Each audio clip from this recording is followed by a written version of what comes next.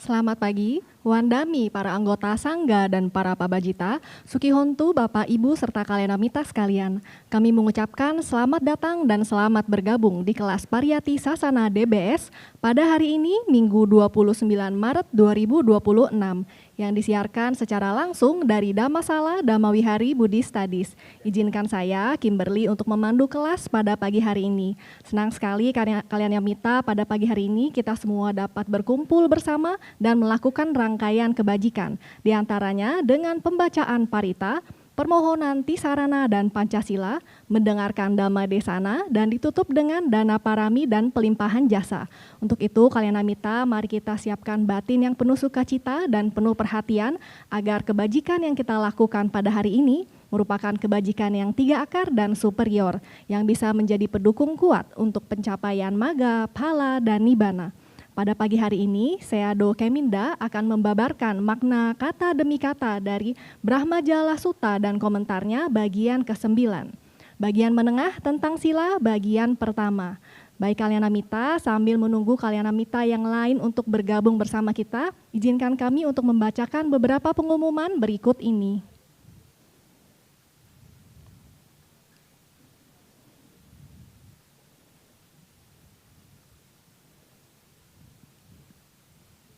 Silakan ditampilkan pengumumannya.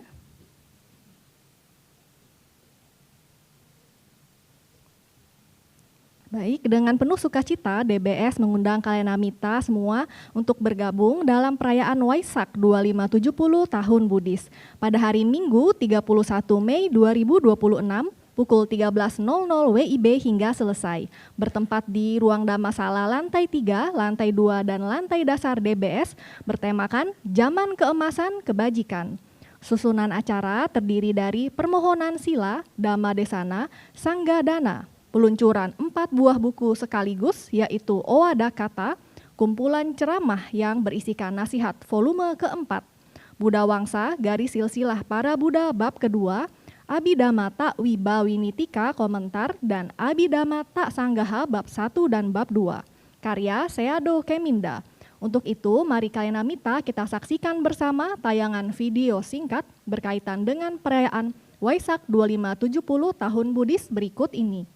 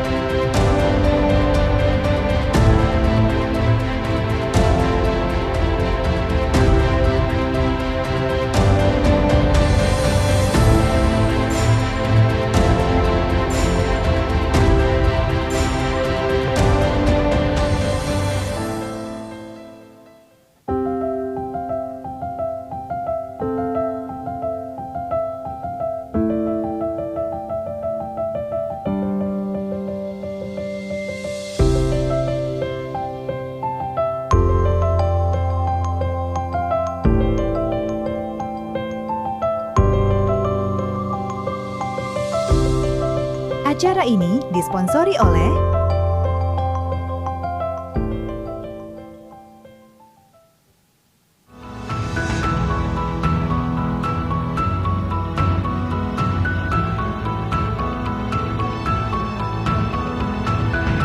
Kiat Ananda Group, Integrated Coaching Solution.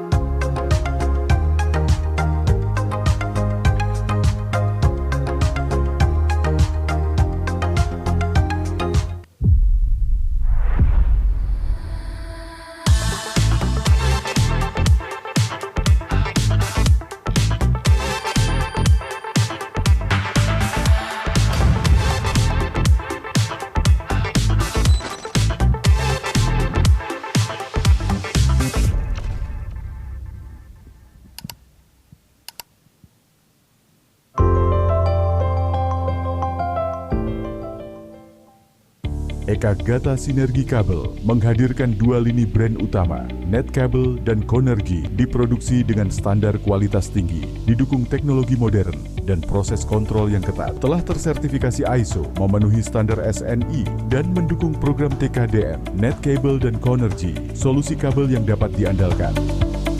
Rating Google itu nggak bohong. Bukan kata kami, tapi ribuan customer di berbagai kota. Mereka datang, lihat prosesnya, dan pulang dengan senyum. Kalau banyak orang percaya, artinya kamu nggak salah pilih. Servis HP kamu di Raja Repair dipercaya ribuan customer di banyak kota.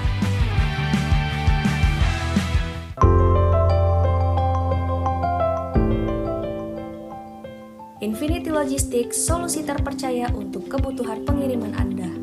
Dari pengiriman paket kecil hingga skala besar, Infinity Logistics siap menjadi mitra logistik terbaik Anda.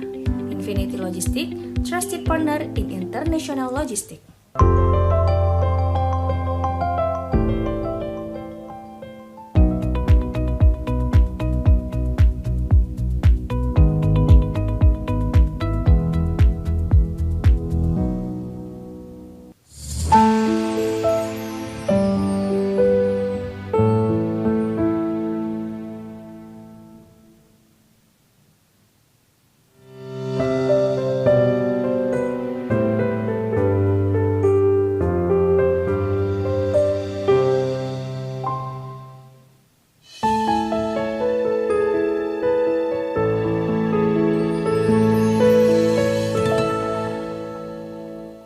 Didukung oleh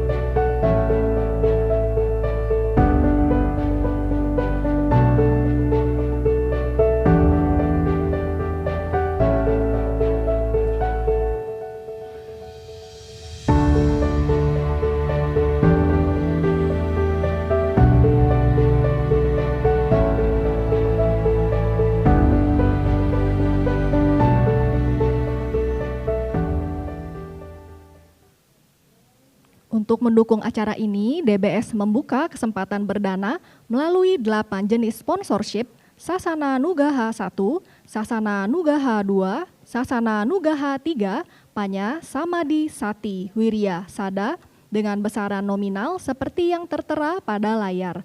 Batas akhir materi sponsor diharapkan telah diterima DBS pada tanggal 24 Mei 2026. Kami juga membuka kesempatan berdana melalui Sangga Dana dengan besaran nominal seperti yang tertera pada layar. Di antaranya dana paket permata, dana paket mulia, dana paket jubah dan patah, hingga dana sukarela yang tidak ditentukan besaran nominalnya. Batas akhir dana kami harapkan hingga 24 Mei 2026. Namun kalian Namita masih memiliki kesempatan berdana hingga hari H perayaan Waisak di DBS. Dana sponsor ucapan Waisak dan Sangga Dana bisa ditransfer ke BCA 6275191918 atas nama Yayasan Dama Wihari dengan kode transfer 88 di akhir nominal dana Anda. Untuk berpartisipasi dana, kalian Namita dapat menghubungi tim galang dana Waisak DBS dengan Saudara Budiman, Saudari Fili dengan cara scan barcode WhatsApp pada poster yang tertera pada layar saat ini. Juga saat ini kami menyiapkan pencatatan penerimaan dana di meja registrasi dana di lantai dasar dan lantai 3 DBS. Untuk mendaftarkan kehadiran Anda pada perayaan Waisak DBS dapat dengan cara scan QR Code registrasi pada layar atau menghubungi tim penerima pendaftaran yaitu Saudara Budiman dan Saudari Fili. Pengumuman selanjutnya, dengan penuh sukacita, DBS membuka kesempatan bagi putra-putri Bapak dan Ibu untuk memperluas pengetahuan Dhamma melalui Dhamma Camp SMB Dhamma Nusari yang diperuntukkan bagi siswa-siswi kelas Samadi 1 dan 2 SMP dan kelas Panya 3 SMP dan 1 SMA yang akan dilaksanakan pada hari Jumat hingga Minggu 3 April hingga 5 April 2026, bertempat di Bumi Gumati, Bogor dengan mengusung tema One in Dhamma. Dhamma Camp ini menjadi sarana bagi para peserta untuk memperdalam pemahaman Dhamma melalui nilai-nilai One, O-N-E, yaitu O untuk Open Heart, Metta, N untuk Noble Path, dan E untuk Energi atau Wirya. Pendaftaran dapat dilakukan dengan cara memindai barcode pada poster dan ditutup pada hari ini, 29 Maret 2026. Pengumuman selanjutnya, DBS membuka kesempatan bagi Kalyanamita untuk bergabung dalam tim Wea Waca. Wea Waca atau pelayanan umat merupakan salah satu dari 10 landasan kebajikan atau dasa punya Kirya Watu. Bagi yang ingin bergabung, segera daftarkan diri Anda dengan memindai QR Code pada poster atau menghubungi Saudara Budiman Butopo dengan nomor handphone yang tertera pada layar. Demikian Kalyanamita pengumuman untuk kelas pada pagi hari ini. Sebelum kita memulai kelas pada pagi hari ini, izinkan kami untuk membacakan tata tertib kelas agar kelas dapat berlangsung dengan lancar. Bagi Kalyanamita yang telah bergabung di ruang Dhammasala, kami himbau untuk tetap menjaga keheningan dengan memastikan handphone Anda sudah dalam mode silent. Tidak menutupi kepala Anda dengan topi atau hoodie dan tidak duduk dengan bersila di atas kursi ataupun duduk dengan menyilangkan kaki. Bagi Kalyanamita yang telah bergabung di Zoom meeting, kami himbau untuk tetap memastikan Anda tetap berpakaian yang rapi dan sopan, posisi duduk di tempat yang layak dan tidak sambil berbaring, kemudian mengikuti seluruh rangkaian acara dengan penuh perhatian dan penuh sukacita, tidak sambil makan, minum, ataupun menyalakan TV. Untuk menjaga keheningan, selama kelas berlangsung, host akan mengendalikan audio dalam keadaan mute. Apabila ada peserta Zoom yang tidak mematuhi tata tertib ataupun dirasa akan mengganggu jalannya kelas, maka dengan segala hormat akan dikeluarkan dari Zoom meeting. Baik Kalyanamita, demikianlah tata tertib kelas pada pagi hari ini. Selanjutnya, sambil menantikan kehadiran Yang Mulia Seado Keminda, marilah kita sejenak menenangkan dan memusatkan batin agar siap menyimak Dhamma Desana dengan penuh perhatian.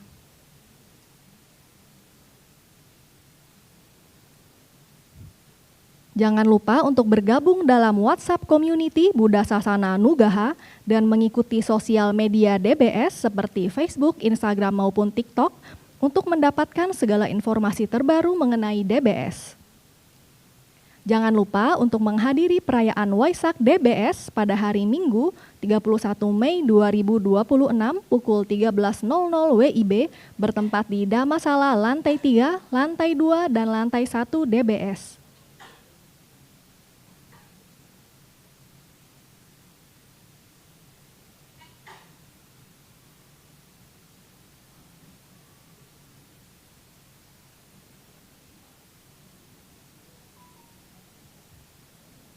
DBS juga menghimbau agar Kalyanamita yang hadir di DBS untuk membawa tempat makan dan minum sendiri dalam rangka Go Green dan mengurangi sampah plastik.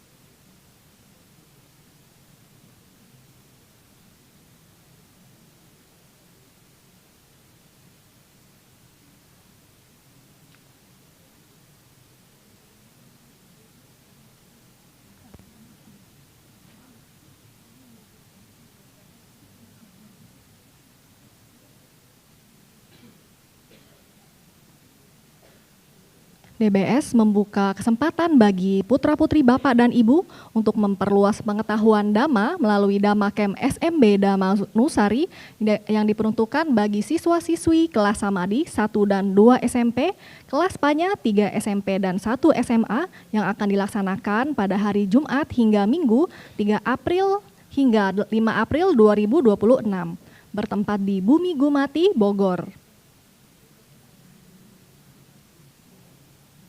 Mengusung tema One in Dhamma, Dhamma Camp ini menjadi sarana bagi para peserta untuk memperdalam pemahaman Dhamma melalui nilai-nilai One, O-N-E, yaitu O untuk Open Heart, Metta, N untuk Noble Path, dan E untuk Energi atau Wirya. Pendaftaran dapat dilakukan dengan acara memindai barcode pada poster dan ditutup pada 29 Maret 2026.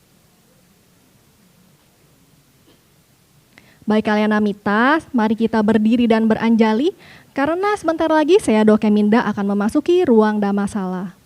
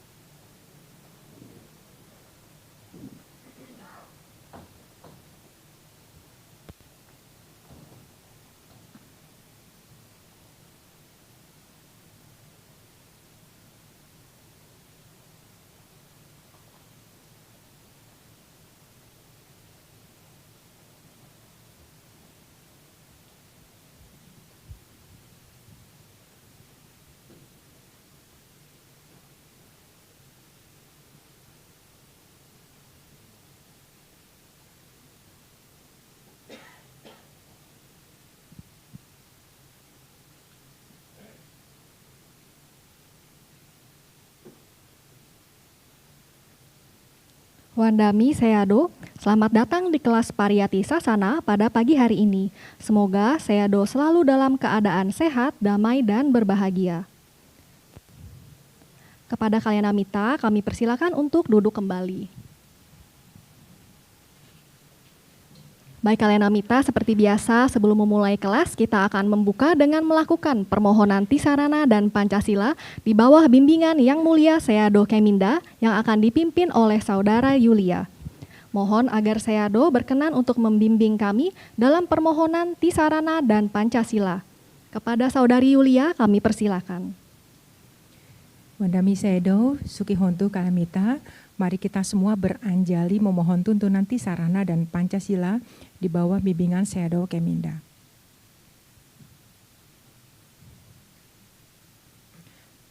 Bante Okasa, Okasa, Okasa, supaya buah dari perbuatan buruk apapun yang telah saya lakukan, baik melalui perbuatan, ucapan dan pikiran dapat terhindarkan, dan demi memperoleh jasa kebajikan yang akan memberikan limpahan kepada saya dengan umur panjang, kesehatan, kebebasan dari segala bahaya dan bencana, saya merangkapkan kedua telapak tangan, beranjali dan memberikan puja, menghormat dan bersujud penuh dengan kerendahan hati kepada Tiratana, Buddha, Dhamma, dan Sangha.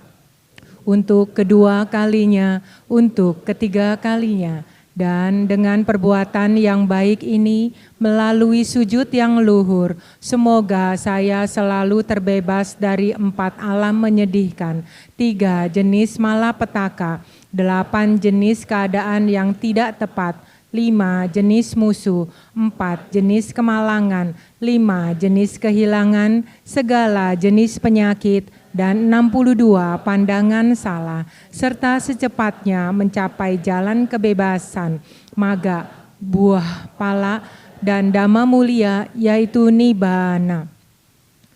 Ahang bante tisaranena saha Pancasilang dhammang yacami anugahang katwa silang deta me bante dutiyampi ahang bante tisaranena saha Pancasilang dhammang yacami anugahang katwa silang deta me bante tatiyampi ahang bante tisaranena saha Pancasilang dhammang yacami anugahang katwa silang deta me bante. Ya mahang wadami tang wadeda Amabante. Namo tassa bhagavato arahato sama sambuddhassa. Namo tassa bhagavato arahato sama sambuddhassa. Namo tassa bhagavato arahato sama sambuddhassa. Namo tassa bhagavato arahato sama sambuddhassa. Buddhang saranang gacchami, dhammang saranang gacchami, sanghang saranang gacchami. Buddhang saranang gacchami, dhammang saranang gacchami, sanghang saranang gacchami. Dutiyampi buddhang saranang gacchami, dutiyampi dhammang saranang gacchami, dutiyampi sanghang saranang gacchami, tatiyampi buddhang saranang gacchami, tatiyampi dhammang saranang gacchami, tatiyampi sanghang saranang gacchami. Sarana gamanang paripurnang Amabante. Anatipata weramani sikkhapadang samadhiyami. Panatipata weramani sikkhapadang samadhiyami. Dinadana weramani sikkhapadang samadhiyami. Adinadana weramani sikkhapadang samadhiyami. Ame sumicacara weramani sikkhapadang samadhiyami. Kame sumicacara weramani sikkhapadang samadhiyami. Musawada weramani sikkhapadang samadhiyami.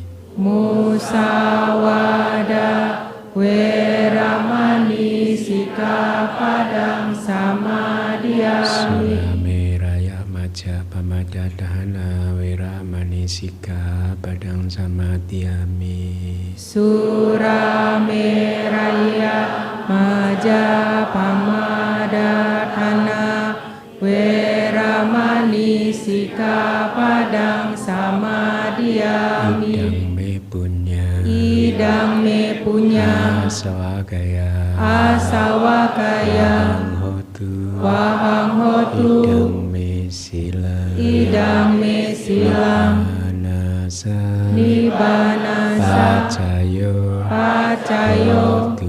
hotu. Tisaranena saha Pancasila dhammang sadukang katwa pamadina sampatida.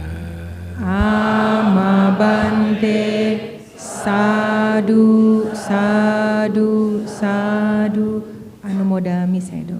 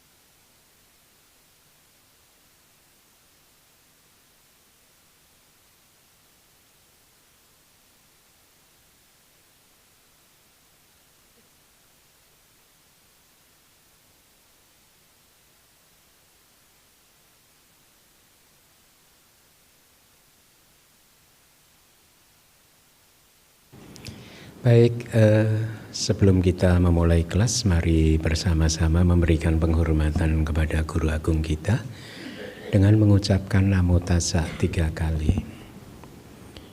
Namo Tassa Bhagavato Arahato Sama Sambuddhassa. Namo Tassa Bhagavato Arahato Sama Sambuddhassa. Namo Tassa Bhagavato Arahato Sama Sambuddhassa. Baik, Suki Hontu, para upasaka dan upasika sekalian, semoga Anda semua dalam keadaan yang sehat, damai dan bahagia. Hari ini hari Minggu tanggal berapa? 29 Maret ya, 2026. Kita bertemu kembali di kelas Pariyati Sasana, also known as kelas kajian kitab suci ya. Jadi memang kelas ini seperti yang sudah berkali-kali saya sampaikan, saya maksudkan untuk menyampaikan apa yang ada di dalam kitab suci kita ya. Jadi makanya kadang itu saya terkesan menyampaikannya mungkin agak cepat, itu karena semata-mata karena materi yang harus saya sampaikan dalam 1 jam ini cukup banyak ya. Kalau materinya sedikit ya saya bisa sampaikan dengan cara yang pelan gitu. Nah, kenapa saya inginnya sebenarnya hanya membacakan saja Tripitaka dan kitab komentar itu, karena menurut saya ya, sebagai orang yang dulu dididik di Fakultas Teknik itu, saya sangat kecanduan dengan berpikir secara terstruktur gitu. Kalau kita mau bikin bangunan dulu kita pikirnya sangat terstruktur tuh, dari lahan, kontur, kemudian tanah kerasnya berapa meter, fondasinya bagaimana, beban ininya bagaimana gitu. Nah, dengan cara berpikir yang sama saya merasa bahwa agama Buddha, khususnya Theravada ya yang saya maksud. Jadi kalau saya selalu menyampaikan agama Buddha itu mohon dipahami bahwa yang saya sampaikan adalah ajaran dari Theravada. Nah, menurut saya ajaran Theravada di Indonesia ini masih dalam tahap membangun fondasi, sehingga dalam benak saya yang ada itu adalah kitabnya diterjemahkan sebanyak-banyaknya lalu disampaikan dulu ke murid gitu. Jangan diolah-olah dulu begitu, apa adanya dulu. Jadi itulah mengapa kelas Pariyati ini sering kali terkesan saya hanya membacakan apa yang ada di dalam kitab suci. Memang itu disengaja. Tapi kalau ceramah yang mengupas kitab suci diolah dari kitab Tripitaka, kitab komentar ya, biasanya saya sampaikan di Owadakada ya, dan juga ceramah-ceramah Waisak dan Kadina ya. Seperti nanti di ceramah Waisak itu saya akan menyampaikan ceramah dengan judul apa? Zaman keemasan kebajikan. Ya, teasernya kita ini lahir di zaman keemasan. Kalau kita lahir sebagai dewa pun kita nggak berada dalam zaman keemasan kebajikan loh. Makanya manfaatkanlah sebaik-baiknya mumpung kita berada di zaman yang zaman keemasan tadi. Nah, itu tentang kelas Pariyati Sasana ya, supaya Anda paham dulu. Memang tujuan saya hanya menyampaikan apa yang tertulis di kitab kita ya, Tripitaka dan kitab komentar, apa adanya, sebisa mungkin apa adanya gitu. Nah, tetapi walaupun mungkin dari beberapa dari Anda itu merasa aduh kadang sulit, kering dan lain sebagainya, jangan khawatir. Kita kan punya cerita spektakuler tentang 500 kelelawar kan? Ya, ingat 500 kelelawar mendengarkan Abhidhamma Pitaka nggak paham. Tapi efeknya sejak zaman Buddha Kasapa sampai kemunculan Buddha Gotama lahir di surga terus. Ketika Buddha Gotama sudah menjadi Buddha, lalu lahir jadi manusia, jadi biku, muridnya yang mulia Sariputta dan jadi arahat. Jadi itu semua kalau menurut kitab suci itu karena buah dari dia mendengarkan Abhidhamma yang nggak paham tadi. Ya, nah Anda kan pasti kan lebih baik kan dari kelelawar kan? Ya, nah itu prolognya. Kemudian ada lagi Ternyata materi pagi hari ini masih di bagian culak sila. Culak sila itu bagian pendek tentang sila, ya. Belum masuk ke bagian yang menengah. Itu saya pikir minggu ini saya bisa menyampaikan materi bagian menengah tentang sila, ya. Tapi ternyata belum, mohon dimaafkan. Kemudian juga permintaan maaf yang lain itu saya lihat dinding belakang lagi dibongkar, ya. Kalau Anda yang duduk di belakang merasa kurang nyaman, ya mohon bersabar ya, karena yayasan baru saja mendapat tambahan 2 ruko sebelah sana itu.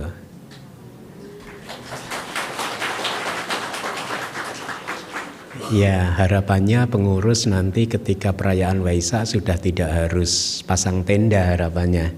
Karena kadang tenda ada kekurangannya ya, suka panas ya.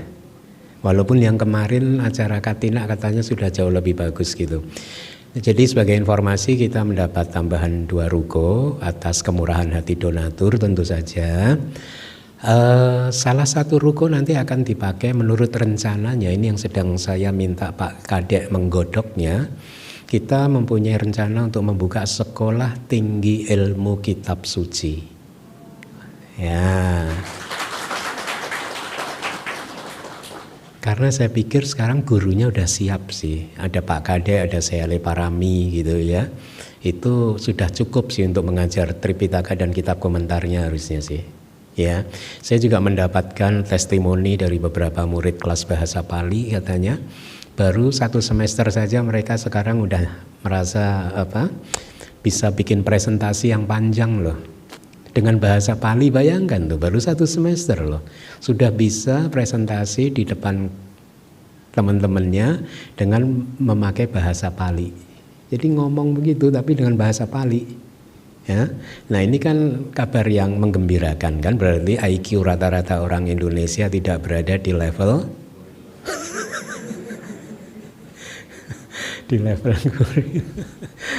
ya, jadi itu kabar gembiranya. Mudah-mudahan ide untuk mendirikan sekolah tinggi ilmu kitab suci ini terwujud ya, harusnya terwujud ya, karena gurunya udah siap ya.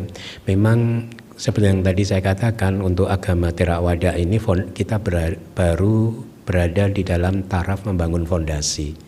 Makanya saya berpikir sudah semestinya kita mencetak banyak guru yang bisa paham kitab suci kita, ya, dan juga membabarkannya kemudian gitu. Hanya dengan demikian saya yakin Theravada akan berkembang dan makin banyak manusia, umat, makhluk yang mendapatkan manfaat.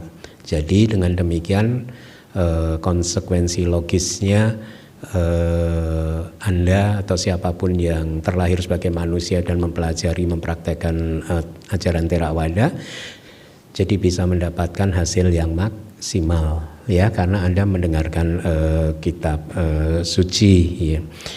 Nah, kalau saya bicara kitab suci, hendaknya dipahami menurut penjelasan dari kitab-kitab kita, yang dimaksud dengan kitab suci kita itu tidak hanya Tripitaka loh, tapi Tripitaka dan kitab komentar. Kalau Anda ingin mendengarkan, Anda bisa dengarkan Owada Kata saya minggu yang lalu.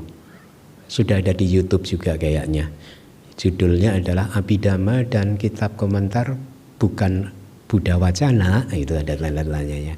Nah, saya sampaikan referensi-referensinya bahwa kedua-duanya itu adalah Buddha Wacana, kata-kata Buddha, ajaran Buddha gitu. Kemudian yang terakhir adalah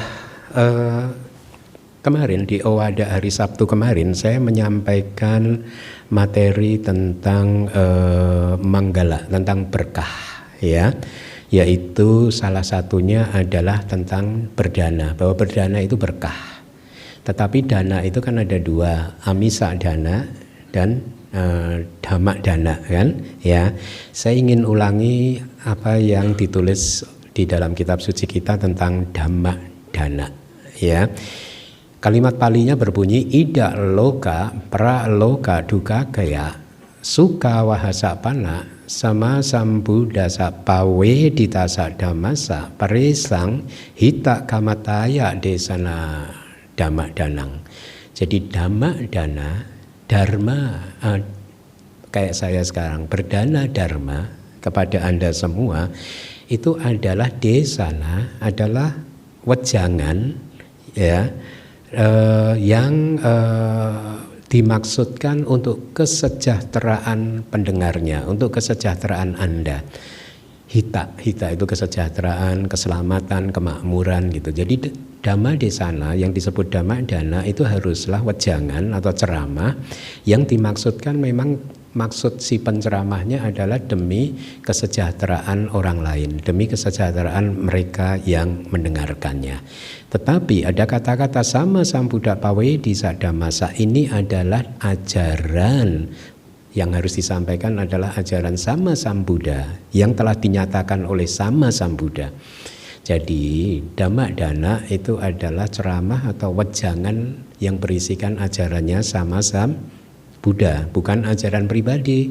Ya, kenapa harus ajarannya Sambuddha? Karena ida loka pra loka duka kayak suka wahasa. Artinya ajaran Sang Buddha tersebut akan mempunyai kekuatan untuk membawa Anda untuk mencapai kebahagiaan ida loka di dunia ini, para loka di dunia yang berikutnya. Lihat ya. Jadi wajar kalau kelelawar tadi mendapatkan manfaat yang segitu besarnya, karena memang ida loka para loka, mendapatkan manfaat di dunia ini dan juga di dunia yang berikutnya. Artinya dunia setelah kita meninggalkan kehidupan yang kali ini gitu ya. Nah, jadi itulah saya ingin menyampaikan ini untuk terus menyemangati Anda, karena Anda berada dalam zaman keemasan untuk kebajikan, untuk berbuat baik. Maka jangan sia-siakan referensi, alasannya sudah cukup sering saya sampaikan. Mudah-mudahan Anda makin semangat dan sada Anda makin meningkat. Kita masuk ke materi kelas.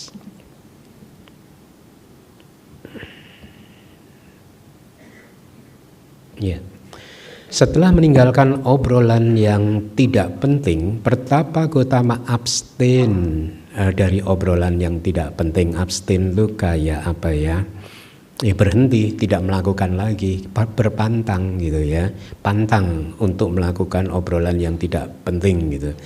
Beliau adalah orang yang berbicara pada waktu yang tepat tentang sesuatu yang benar dan bermanfaat sesuai dengan dhamma winaya, mengucapkan kata-kata yang layak disimpan di dalam hati, berbicara pada saat yang tepat, masuk akal dengan tujuan yang jelas dan berhubungan dengan tujuan. Demikianlah wahai para biku, orang awam pada umumnya akan berkata ketika memuji Sang Tathagata. Obrolan yang tidak penting, kata kitab komentar kita, itu adalah kehendak yang tidak baik. Aku salah. Ya, jadi aku salah cetana bagi yang sudah belajar Abhidhamma. Ya, obrolan yang tidak penting itu sesungguhnya adalah kehendak yang tidak baik. Kehendak itu karma. Ya, jadi obrolan yang tidak penting itu karma yang tidak baik. Karma yang aku salah, hati-hati ya. Jadi kalau Anda suka umat ya, kalau lagi hangout gitu ngobrol yang nggak penting, hati-hati ya. Karena itu adalah karma yang tidak baik. Jadi ini adalah kehendak yang tidak baik atau karma yang tidak baik yang menginformasikan hal-hal yang tidak bermanfaat dan menghasilkan tindakan fisik dan verbal. Artinya dari kehendak Anda untuk ngobrol yang nggak penting tadi, akhirnya kehendak Anda itu memproduksi berbagai macam rupa, fenomena materi atau lebih tepatnya rupa kalapa ya, yang muncul atau lahir dari pikiran-pikiran Anda dan juga lahir dari temperatur begitu, sehingga Anda akhirnya bisa mengucapkan kata-kata seperti saya ini gitu. Saya bisa mengucapkan kata-kata ini karena ada kehendak di dalam diri saya, kemudian untuk mengucapkan ini, dan kehendak itu akhirnya memproduksi berbagai macam partikel rupa kalapa. Ketika elemen tanah berbenturan dengan elemen tanah ya, yang superior inferior berbenturan, akhirnya bisa menyuarakan suara A, B, C, D dan seterusnya itu. Ya, nah jadi kehendak yang tidak baik yang menginformasikan hal-hal yang tidak bermanfaat dan menghasilkan juga tindakan fisik, tidak hanya verbal, ya. Karena kadang kan Anda menyampaikan maksud yang ada di pikiran Anda melalui fisik Anda kan, kadang kan begitu kan, ya. Nah, obrolan yang tidak penting itu menjadi sedikit tercela karena sedikitnya pengulangan dan menjadi sangat tercela karena banyaknya pengulangan. Kalau Anda ulang-ulang terus ya topik yang sama ke orang yang berbeda, Anda nggak sadar-sadar ya, hari ini ngobrolin A, besok ngobrolin A lagi ke orang yang berbeda, maka obrolan itu menjadi sangat tercela.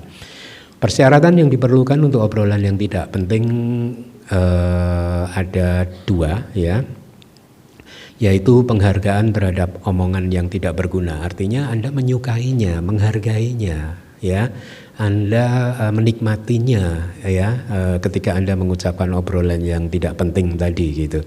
Sebenarnya di dalam kitab komentar kita menyebut nama-nama kisah sih. Tetapi karena kisah-kisah yang disebutkan ini berkaitan dengan kisah dari agama ajaran tertentu, maka saya tidak sebutkan di sini karena rasa hormat saya ya kepada ajaran tersebut.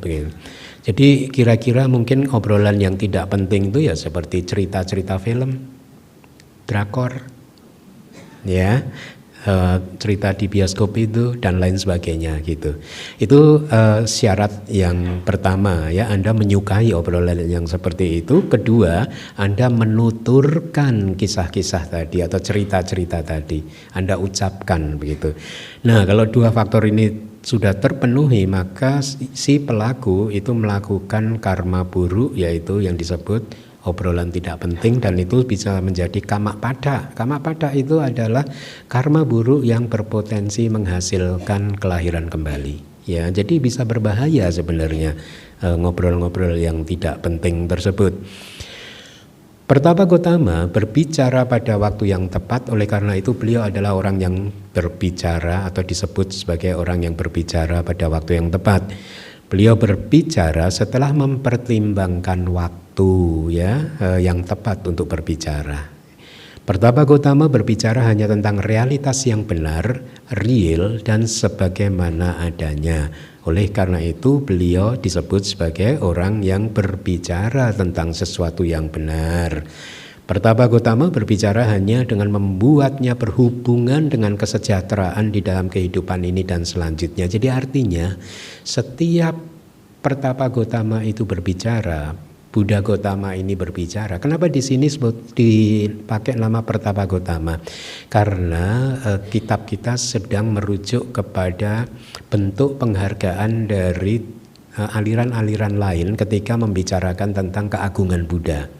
Pengetahuan mereka terbatas, makanya mereka hanya bisa memuji Sang Buddha dari sila-sila yang sepele gitu. Ya padahal ini kalau menurut kualitasnya Buddha masih termasuk kualitas yang sepele ini, sila-sila ini. Nanti kita di kelas-kelas berikutnya akan ditunjukkan kualitas yang lebih tinggi dari Sang Buddha gitu. Nah, jadi artinya apa? Yang beliau sampaikan semuanya itu bermanfaat bagi pendengarnya, bermanfaat tidak hanya untuk kelahiran kali ini tapi juga kelahiran yang akan datang ya.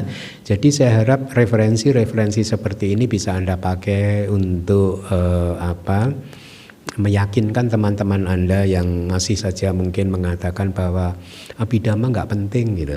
Pernah kan Anda dengar kan? Abhidhamma nggak penting, karena kalau penting maka Sang Buddha pasti mengajarkannya kayak sutta, sering diajarkan gitu. Nah nanti dijawab, Sang Buddha itu bukan kayak Puthujana loh, yang suka ngobrol yang nggak penting. Semua yang disampaikan Sang Buddha itu penting ya.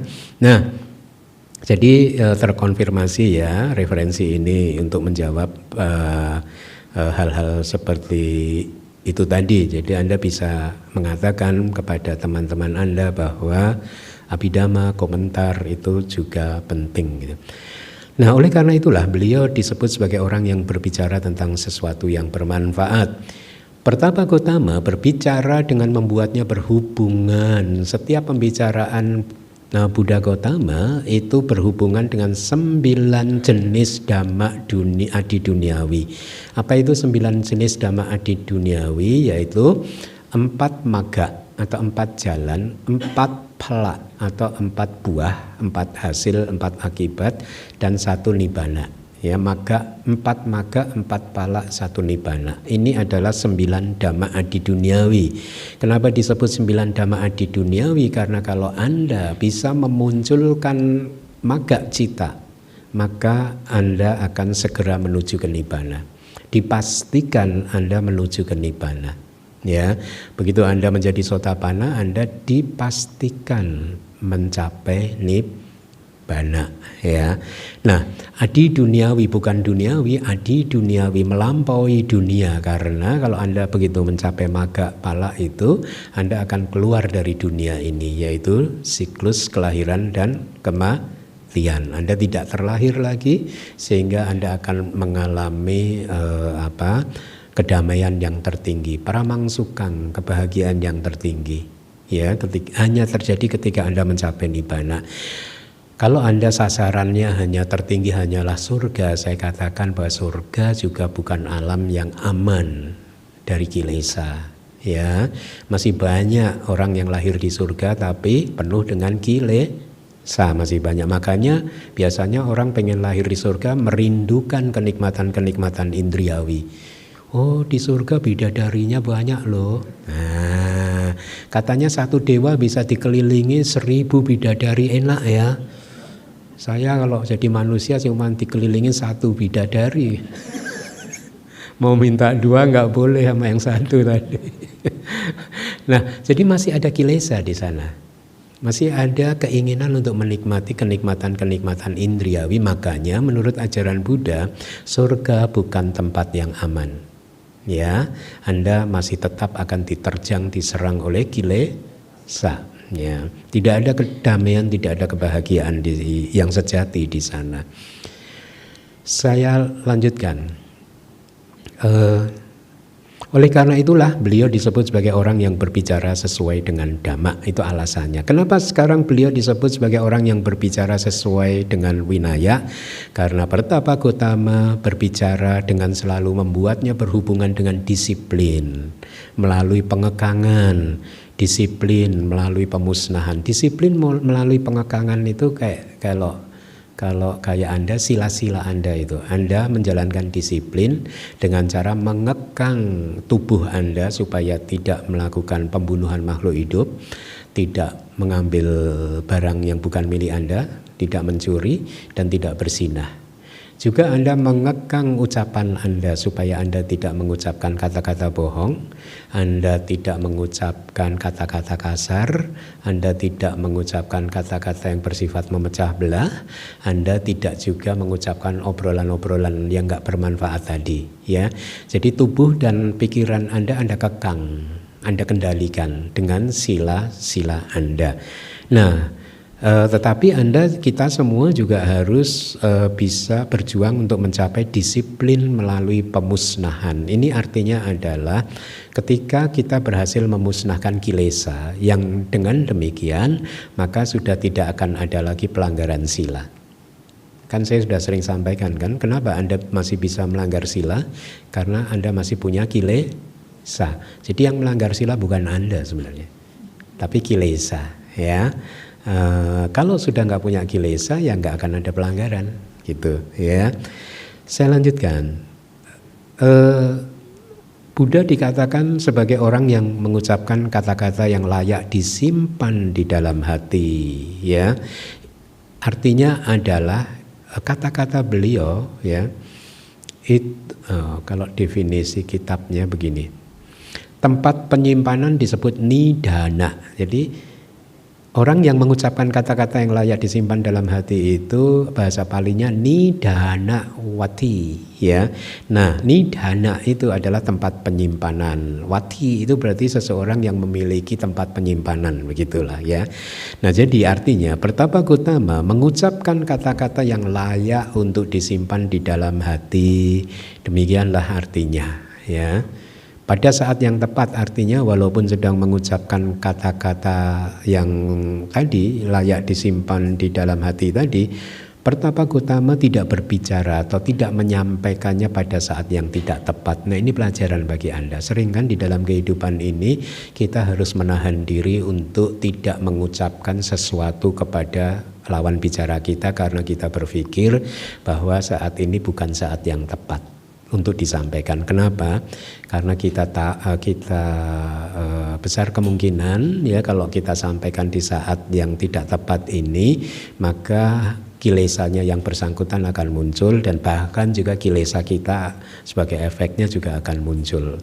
Ya, jadi kalau kita merasa kita mau mengucapkan sesuatu hanya akan menyebabkan munculnya kilesa pada orang lain atau kilesa pada diri kita sendiri, maka jangan diucapkan. Ya, kita tahan, kita tunggu pada waktu yang tepat. Anda harus melatih seperti itu ya. Bahkan kemarin tadi malam pun kemarin ya, saya juga mempraktekkan itu gitu. Saya ingin menyampaikan sesuatu tetapi saya rasa ini lawan bicaranya nggak tepat.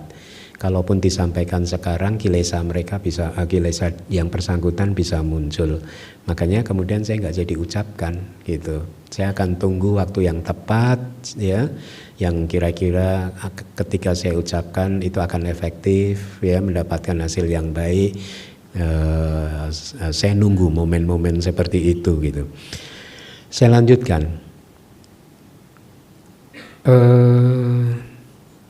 Ya. Jadi ini juga sekali lagi artinya adalah bahwa semua kata-kata Buddha itu penting ya untuk didengarkan gitu. Sebaliknya beliau mengucapkan kata-katanya tadi yang layak disimpan di dalam hati tadi setelah mempertimbangkan kesempatan yang tepat ya. Masuk akal artinya beliau selalu menyampaikan sesuatu itu dengan alasan ya, dengan alasan yang detail bahkan ya, dan juga dengan perumpamaan-perumpamaan gitu. Ya, sering kan ya saya sampaikan kepada Anda kan, semakin saya banyak menerjemahkan kitab suci itu memang semakin mengagumkan Sang Buddha itu. Ya, semakin mengagumkan itu, kesan itu akan muncul gitu. Ya memang akhirnya jadi bagus kan, makanya saya pengen kitab suci itu diterjemahkan semuanya dan Anda mempunyai akses untuk membacanya karena manfaatnya yang sebesar itu tadi. Sadar Anda pasti akan meningkat kalau Anda membacanya dengan baik. Kemudian dengan tujuan yang jelas, artinya beliau biasanya kalau berkata-kata itu akan memberikan batasan-batasannya. Ya, misalkan dalam Abhidhamma itu kan sering kan setiap terminologi diberikan batasan kan. Misalkan keserakahan itu apa, ya karakteristiknya apa, fungsinya apa, manifestasinya apa, sebab terdekat kemunculannya apa, ya kebencian itu seperti itu juga diuraikan dengan sangat detail sekali. Dan di sutta itu sebenarnya juga disampaikan gitu, hanya saja seringkali batasan-batasan yang seperti itu dicantumkannya di dalam kitab komentar ya. Tetapi ada yang berkata lagi tadi kitab komentar bukan ajaran Buddha. Nah, makanya dengarkan Owada saya minggu lalu itu juga saya sampaikan di sana bahwa komentar pun itu adalah Buddha Wacana gitu. Sang Buddha berbicara dengan cara apapun, batasan diskursus atau wejangannya tersebut dapat sehingga dapat diketahui dengan jelas ya. Kata-kata yang berhubungan dengan tujuan artinya Sang Buddha mengucapkan kata-kata yang maknanya sempurna karena tidak akan ada habisnya jika dianalisis secara rinci dengan beraneka cara. Nah seringkali di dalam kitab suci memang begitu sih, ketika menyampaikan terminologi tertentu itu Sang Buddha itu tidak hanya menyampaikan definisinya, alasannya, perumpamaannya, tetapi juga dianalisa dengan cukup rinci sebenarnya dengan berbagai alasan gitu ya, sehingga ketika kita membacanya jadi paham yang dimaksud oleh Buddha itu ini gitu. Karena kalau tidak cukup rinci penjelasannya itu si pembaca atau pendengar juga bisa keliru memahaminya gitu. Atau beliau mengucapkan kata-kata yang berhubungan dengan tujuan karena disertai dengan makna, ya, yang seorang adawadi ucapkan, ya, seorang yang selalu berbicara sesuatu yang bermanfaat gitu. Beliau mengesampingkan dan tidak membicarakan makna lain yang tidak bermanfaat. Demikianlah yang dimaksudkan. Stanza berikutnya tolong disampaikan, ditampilkan di layar. Pertapa Gotama abstain dari merusak benih dan tanaman. Demikianlah wahai para biku, orang awam pada umumnya akan berkata ketika memuji Sang Tathagata. Pertapa Gotama makan sekali sehari, tidak makan di malam hari, tidak makan antara tengah hari dan fajar. Pertapa Gotama tidak menari, menyanyi, memainkan alat musik dan menonton pertunjukan. Kitab komentar menjelaskan merusak benih-benih dan tanaman berarti Sang Buddha abstain, berpantang dari perusakan 5 jenis ras benih. Ras yang pertama adalah tanaman yang berkembang biak dari akar. Ras yang kedua adalah yang berkembang biak dari batang. Yang ketiga adalah yang berkembang biak dari satu ruas batang. Yang keempat yang berkembang biak dengan stek. Dan yang kelima berkembang biak dari biji dan tanaman tertentu seperti rumput hijau, pohon dan lain-lain yang dengan cara biasanya dipotong, dipecah, dibakar dan sebagainya. Demikianlah artinya. Nah sebenarnya juga kurang lebih ini juga akhirnya menjadi winaya para biku juga. Ya. Makanan di dalam teks makan sekali sehari, ada 2 jenis makanan yang harus dibedakan. Yang pertama adalah makan pagi dan yang kedua makan malam. Jadi kalau di dalam teks kita itu yang ada hanya makan pagi dan makan malam, nggak ada makan siang. Di antara 2 jenis makanan tersebut, makan pagi dibatasi waktunya hingga sebelum tengah hari. Ya, sebenarnya kalau kita mau strict mengikuti sesuai teks, tengah hari itu tidak harus jam 12, bisa maju mundur. Ya, kita makanya tapi kalau di zaman modern kayak di ITBMU tempat saya sekolah dulu itu, kita tidak pakai hitungan jam kalender rembulan, ya, tapi pakai kalender internasional. Tengah hari diputuskan ini jam 12 siang saja gitu, ya. Kan ini sebenarnya esensinya adalah latihan disiplin gitu. Jadi ditentukan aja jam tengah harinya begitu, jam 12. Kemudian makanan yang lainnya yaitu makan malam dibatasi dari tengah hari ke atas hingga saat sebelum fajar, ya. Makanya biku diperbolehkan makan memulai atau ketika fajar sudah merekah, fajar sudah menyingsing gitu. Kita diperbolehkan makan. Oleh sebab itu, walaupun makan 10 kali sebelum tengah hari, seseorang disebut hanya makan sekali sehari. Ya, karena kita hanya mengenal 2 jenis makanan, makan pagi dan makan malam.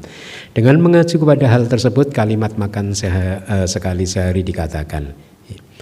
Rati adalah makan di malam hari. Sang Buddha berhenti atau abstain atau berpantang dari rati. Makanya dia disebut uparato. Dia abstain itu dari makan malam, dari rati tadi itu.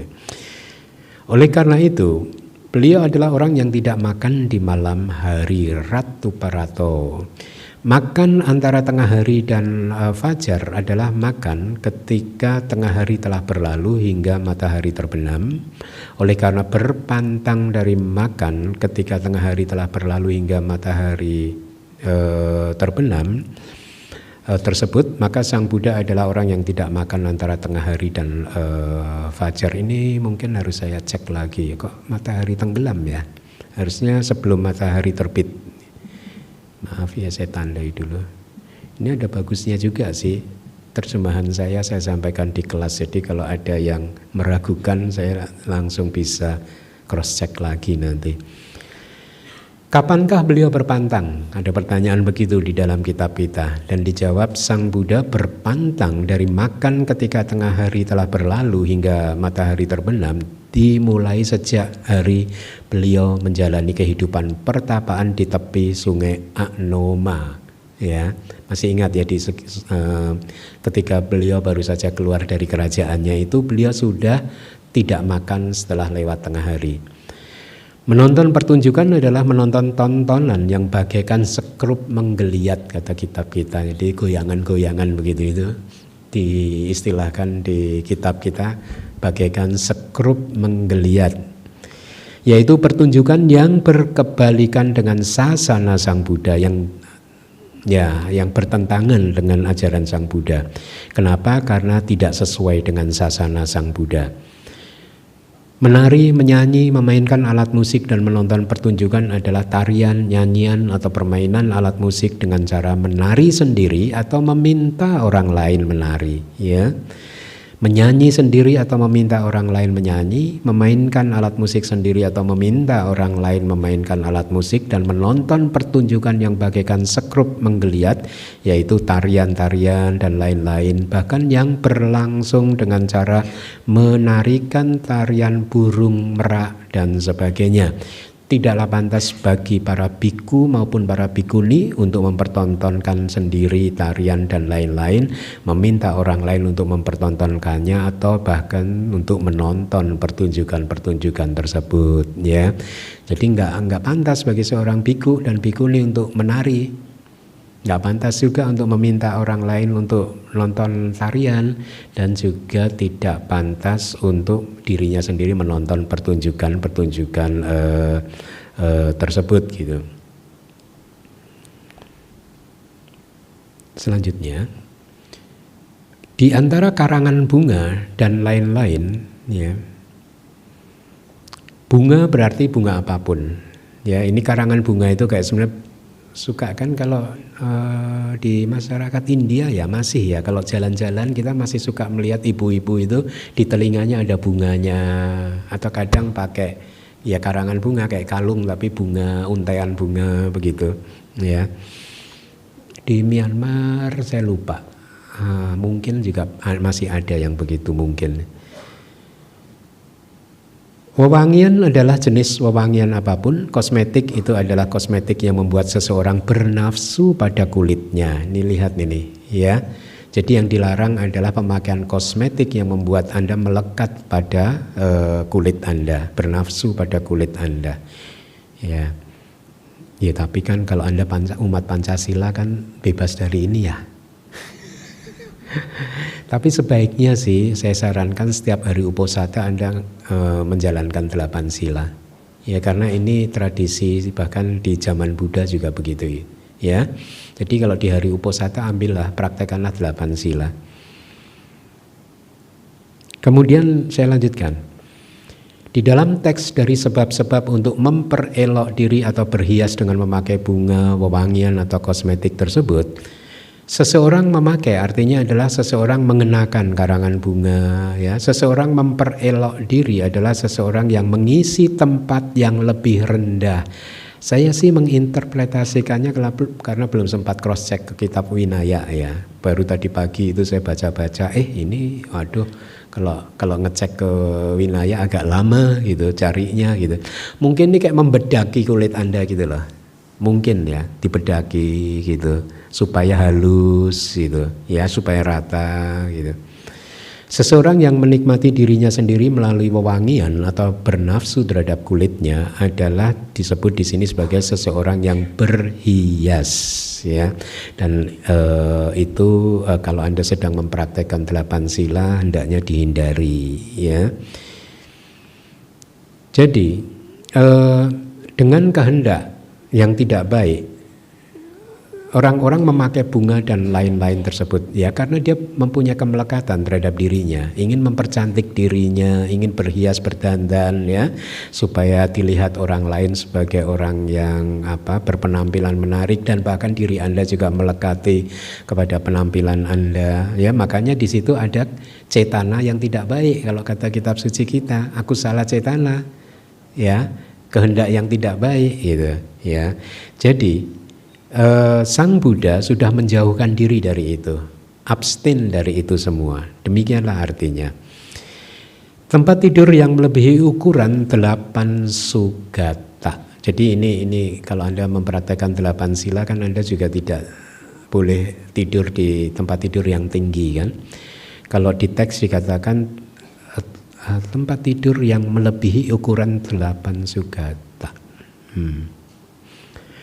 Sugata ini ukuran yang kontroversi. Seingat saya bahkan waktu belajar di Myanmar pun itu para ahli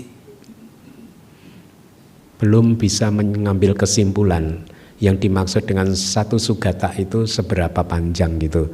Tetapi dulu biasanya terus kita pakai itu 1 sugata itu sekitar 20 cm gitu. Ya, makanya ini 8 sugata ini harusnya mungkin kayak finger breadth-nya gitu loh, finger breadth-nya lebar jari sugata gitu. Itu harusnya tidak 20 cm sih. Kalau dihitung-hitung, seingat saya di bawah 17 cm. Jadi kalau Anda sedang mempraktekkan 8 sila, ya, tempat tidur Anda itu tidak boleh lebih tinggi dari 17 cm. Mungkin yang aman 16,5 gitu. 16,5 cm, tapi Anda harus tahu yang dimaksud 16,5 atau 16, di bawah 17 lah ya. Itu apanya gitu ya. Sebenarnya yang dimaksudkan adalah itu tinggi kaki dari tempat tidur Anda itu ya. Kalau Anda ukur dari lantai ya sampai ke batas bawah dipannya itu kaki-kakinya itu harusnya nggak boleh lebih panjang dari, kalau nggak salah di bawah 17 cm deh, mungkin 16,5, 16,7 mungkin ya, 16,7 cm ya, itu kaki-kakinya aja. Jadi jarak dari lantai, kakinya diukur kan dari lantai sampai ke papan paling bawah di dipannya itu. Ya, itu harus nggak boleh melebihi ukuran tadi gitu. Nah, kalau melebihi itu disebut sebagai tempat tidur yang tinggi. Tempat tidur yang mewah itu berarti spray yang tidak diperbolehkan bagi para biku. Ya, kita ada sih spray-spray yang kita nggak boleh pakai itu. Ya, sangat banyak sih macamnya yang kita nggak boleh pakai. Makanya biasanya para biku demi amannya memakai spray dari jubahnya yang sudah tidak terpakai, yang sudah dilepaskan kepemilikannya gitu. Ya, jubahnya dipakai sebagai spray aman. Nah, Sang Buddha menjauhkan diri dari itu. Emas sudah jelas artinya emas, perak artinya koin yang digunakan untuk perniagaan, yaitu koin perak, koin tembaga, koin yang terbuat dari lak, koin kayu dan lain sebagainya. Intinya dulu ketika masih belajar di ITBMU, kita dilarang menerima emas dan perak. Itu artinya tidak hanya emas dan perak, tetapi uang dan apapun yang bisa dipakai untuk alat transaksi. Jadi kita nggak boleh punya kartu kredit juga. Kan ada tuh yang berdalih, kan yang dilarang cuma emas dan perak. Kartu kredit kan apa sih ini gitu. Ada karena saya pernah bertemu di ini biku senior, lebih senior dari saya dan berasal dari luar negeri. Itu beliau menjelaskannya begitu. Ya, enggak, yang dilarang emas dan perak kok. Kalau kayak, nah ini juga kalau saya sih nggak terima itu apa, kartu apa ya, kayak diskon tiket pesawat, apa itu namanya kalau dulu tuh ya suka ada dibagi itu kayak gitu, itu biku-biku itu.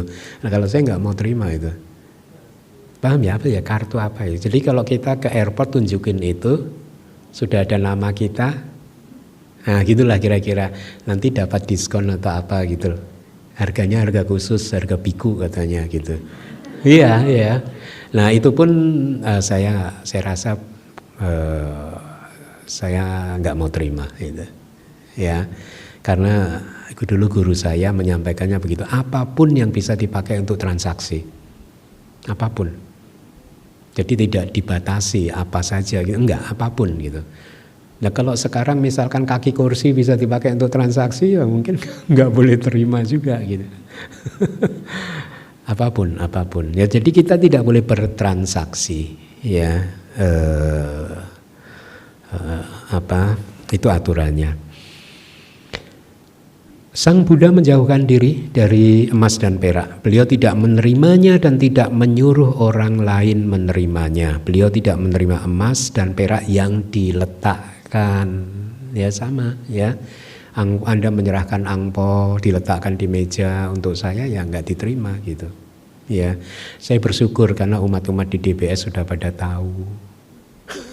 Jadi sudah tahu kalau saya nggak boleh terima begini. Jadi saya selama ini aman kayaknya. Nggak dipaksa melanggar. Demikian artinya. Saya lanjutkan. Pertapa Gotama tidak menerima biji-bijian dan seterusnya. Ada 7 macam biji-bijian mentah yang disebut. Jadi Pertapa Gotama tidak menerima beras, wangi, padi, jelai, ya, gandum, jelai itu apa ya? Barley kayaknya. Gandum, kemudian kacang polong, ya, dan seterusnya. Dan tidak hanya hal ini sama sekali tidak pantas bagi seorang biku untuk menerimanya, tetapi juga sama sekali tidak pantas untuk menyentuhnya. Ya, ini baru Sutta Pitaka loh. Vinaya Pitaka lebih detail dari ini. Kalau membahas sangat detail kalau Vinaya itu. Ini belum begitu gitu. Di dalam teks menerima biji-bijian mentah hanya sekedar menerima daging dan ikan mentah yang diperbolehkan. Itu tidak pantas, walaupun itu daging dan ikan yang diperbolehkan, artinya tidak dibunuh untuk biku, dia tidak melihat, mendengar atau curiga, ya. Juga ini bukan dari 10 binatang yang dilarang, daging binatang yang dilarang, itu daging yang diperbolehkan gitu. Tetapi seorang biku itu tidak boleh menerimanya gitu, yang mentah, ya.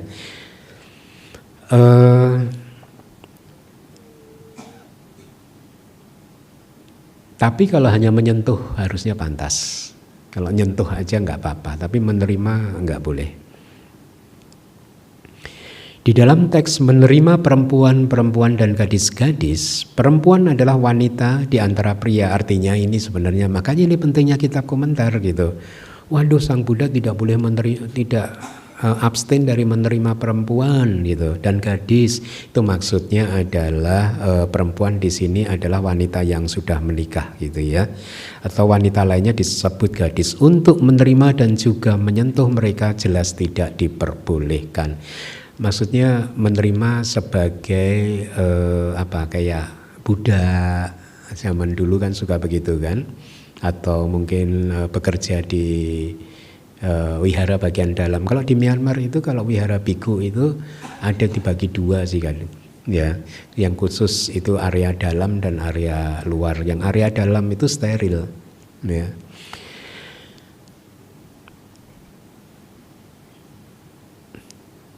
Kesimpulan apakah pantas atau tidak pantas dalam hal penerimaan yang dimulai dari menerima kambing, domba dan lain-lain hingga menerima sawah dan petak tanah itu harus dicocokkan, diperiksa dengan winaya. Di sini tidak dijelaskan.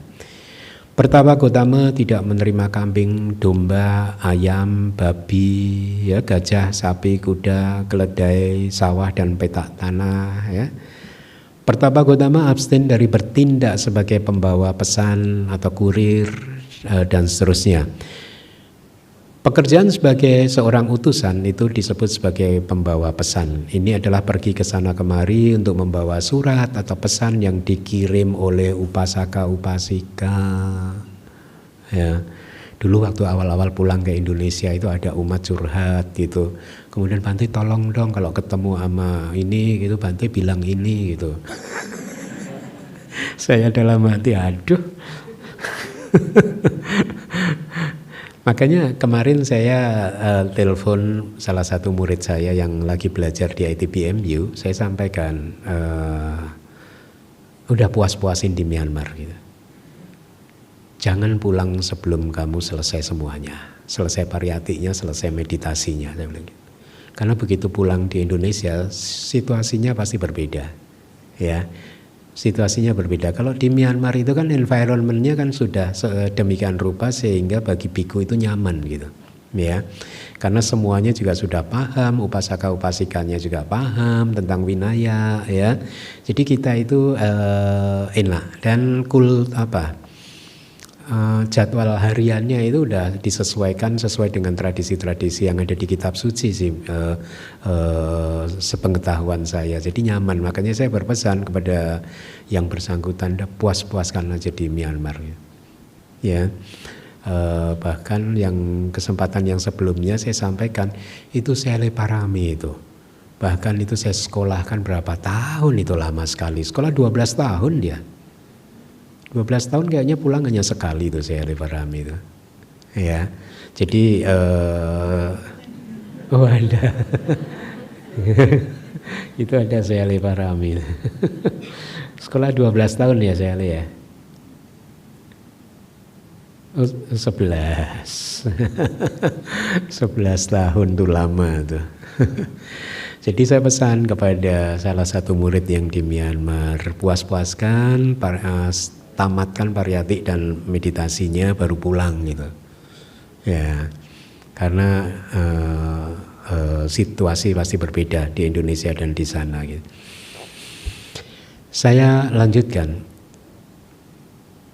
Perjalanan singkat seorang biku yang dikirim dari satu rumah ke rumah lainnya disebut kurir.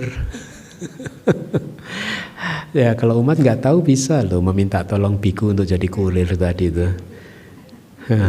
Oleh karena itu Sang Buddha berhenti atau abstain dari bertindak sebagai pembawa pesan dan juga kurir. Demikianlah maknanya, ya. Di antara timbangan palsu dan seterusnya, timbangan palsu ada 4 jenis, yaitu rupa kuda, angga kuda, gahana kuda, paticana kuda. Sehubungan dengan hal tersebut, rupa kuda atau rupa kuda itu terjemahannya adalah perbuatan curang dengan menggunakan rupa yang sama, dipalsu gitu. Mungkin kita lihat ya komentarnya bagaimana ya. Jadi setelah membuat 2 timbangan yang sama bentuknya, pada saat mengambil, si pelaku mengambilnya dengan beban yang berat, gitu. Tapi pada saat memberikan, dia memberikannya dengan beban yang ringan. Jadi ada 2 timbangan, ya, dengan kecepatan tangan begitu. Ketika dia ada pembeli mau beli 1 kilo atau 2 kilo, ditimbang 2 kilo beneran gitu. Tapi nanti begitu dimasukkan keranjang, yang dimasukkan yang lainnya, kira-kira begitulah. Yang kurang dari 1 kilo dan kurang dari 2 kilo, ya. Jadi itu adalah perbuatan curang dan itu tidak boleh, ya. Kemudian yang kedua, angga kuda, ini perbuatan curang dengan menggunakan angga itu anggota tubuh, ya. Jadi di sini si pelaku katanya menekan timbangan di bagian belakang dengan tangannya, ya. Tapi ketika memberikan itu dia menekannya di bagian depan gitu. Jadi ini pokoknya kalau pas menimbang supaya beratnya itu sesuai dengan yang dibeli, itu bagian belakangnya ditekan gitu. Nanti begitu memberikan gantian katanya bagian depannya ditekan, sehingga intinya yang diberikan akhirnya tidak sesuai dengan yang dibeli, lebih sedikit volumenya dari yang dibeli gitu. Kemudian yang ketiga adalah gahana kuda. Gahana kuda itu adalah perbuatan curang. Gahana itu kayak memegangi. Jadi timbangannya dipegangi gitu, ya. Jadi intinya sama sih sebenarnya, ingin berbuat curang, ya. Kalau di kitab disebutkan pada saat mengambil si pelaku menahan tali di pangkal timbangannya, tetapi pada saat memberikannya kepada pembeli dia menahan talinya. Jadi intinya sama, intinya pokoknya dia curang aja gitu, ya. Kemudian yang keempat, paticana kuda, berbuat curang dengan cara menyembunyikannya gitu, ya. Jadi setelah membuat sepasang timbangan berlubang dan menaruh serbuk besi di dalamnya, pada saat mengambil si pelaku menaruhnya di bagian belakang pemberat, pada saat memberi dia menaruhnya di bagian depan atau samping barang yang ditimbang. Jadi intinya sama. Ketika menerjemahkan itu sebenarnya saya sambil membayangkan ini alatnya kayak apa gitu. Karena kan berbeda pasti dengan zaman sekarang kan. dari definisinya tadi. Tapi ya sudah, kita pahami bahwa di masa lalu, di zaman-zaman itu ada alat timbangan yang bisa dipakai untuk berbuat curang dengan cara seperti itu tadi, menekan bagian depan, belakang dan seterusnya gitu. Tapi intinya adalah berbuat curang, ya. Jadi si orang katakanlah beli 1 kilo, nanti sampai di rumah, kalau di lokasi ditimbang 1 kilo, sampai di rumah ternyata hanya 0,7 kira-kira begitu, ya. Nah, saya lanjutkan. Mangkok emas, ya. Mangkok di sini yang disebut mangkok adalah mangkok emas. Kecurangan dengan menggunakan mangkok emas tersebut adalah kecurangan dengan menggunakan mangkok. Jadi itu definisinya. Bagaimana si pelaku bisa berbuat curang dengan mangkok tadi?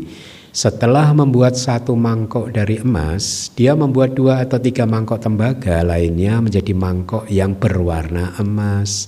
Setelah itu dia pergi ke sebuah provinsi, menjual barang dagangannya, menemui satu keluarga kaya raya dan berkata, "Sudikah Anda membeli mangkok-mangkok emas ini?" gitu.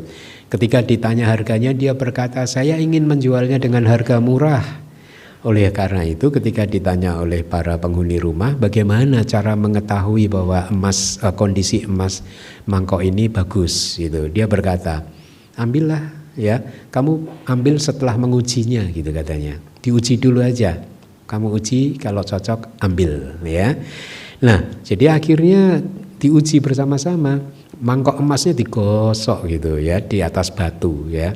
Si pelaku berhasil akhirnya menjual semua mangkoknya dan pergi. Jadi begini, ketika digosok, itu yang digosok adalah mangkok emas yang asli. Ketika si pembelinya itu beli, dikasihnya mangkok emas yang palsu, itu ya. Nah, ceritanya berhenti di situ, tapi kayaknya di Majjhima Nikaya itu ada cerita lebih lanjut gitu. Jadi pada suatu hari si penjual ini akhirnya bertemu dengan pembelinya yang kemarin itu. Dikomplain kira-kira gitu, dikejar-kejar gitu. Saya lanjutkan. Yang namanya kecurangan dengan menggunakan takaran manak kuda ada 3 macam, yaitu perusakan, dirusak bagian tengahnya, takarnya itu, dirusak ujung atasnya dan dirusak tali ukurnya. Di antara 3 macam kecurangan tersebut, yang dirusak bagian tengah itu terjadi ketika mengukur minyak samin, ya, minyak wijen gitu. Jadi kalau minyak kan begitu ya, pakai apa itu kayak alat ininya gitu, tapi tengahnya sebenarnya udah dirusak gitu ya. Jadi kelihatannya itu penuh, padahal begitu dimasukkan ke ini udah bocor berapa itu, kira-kira begitu ya.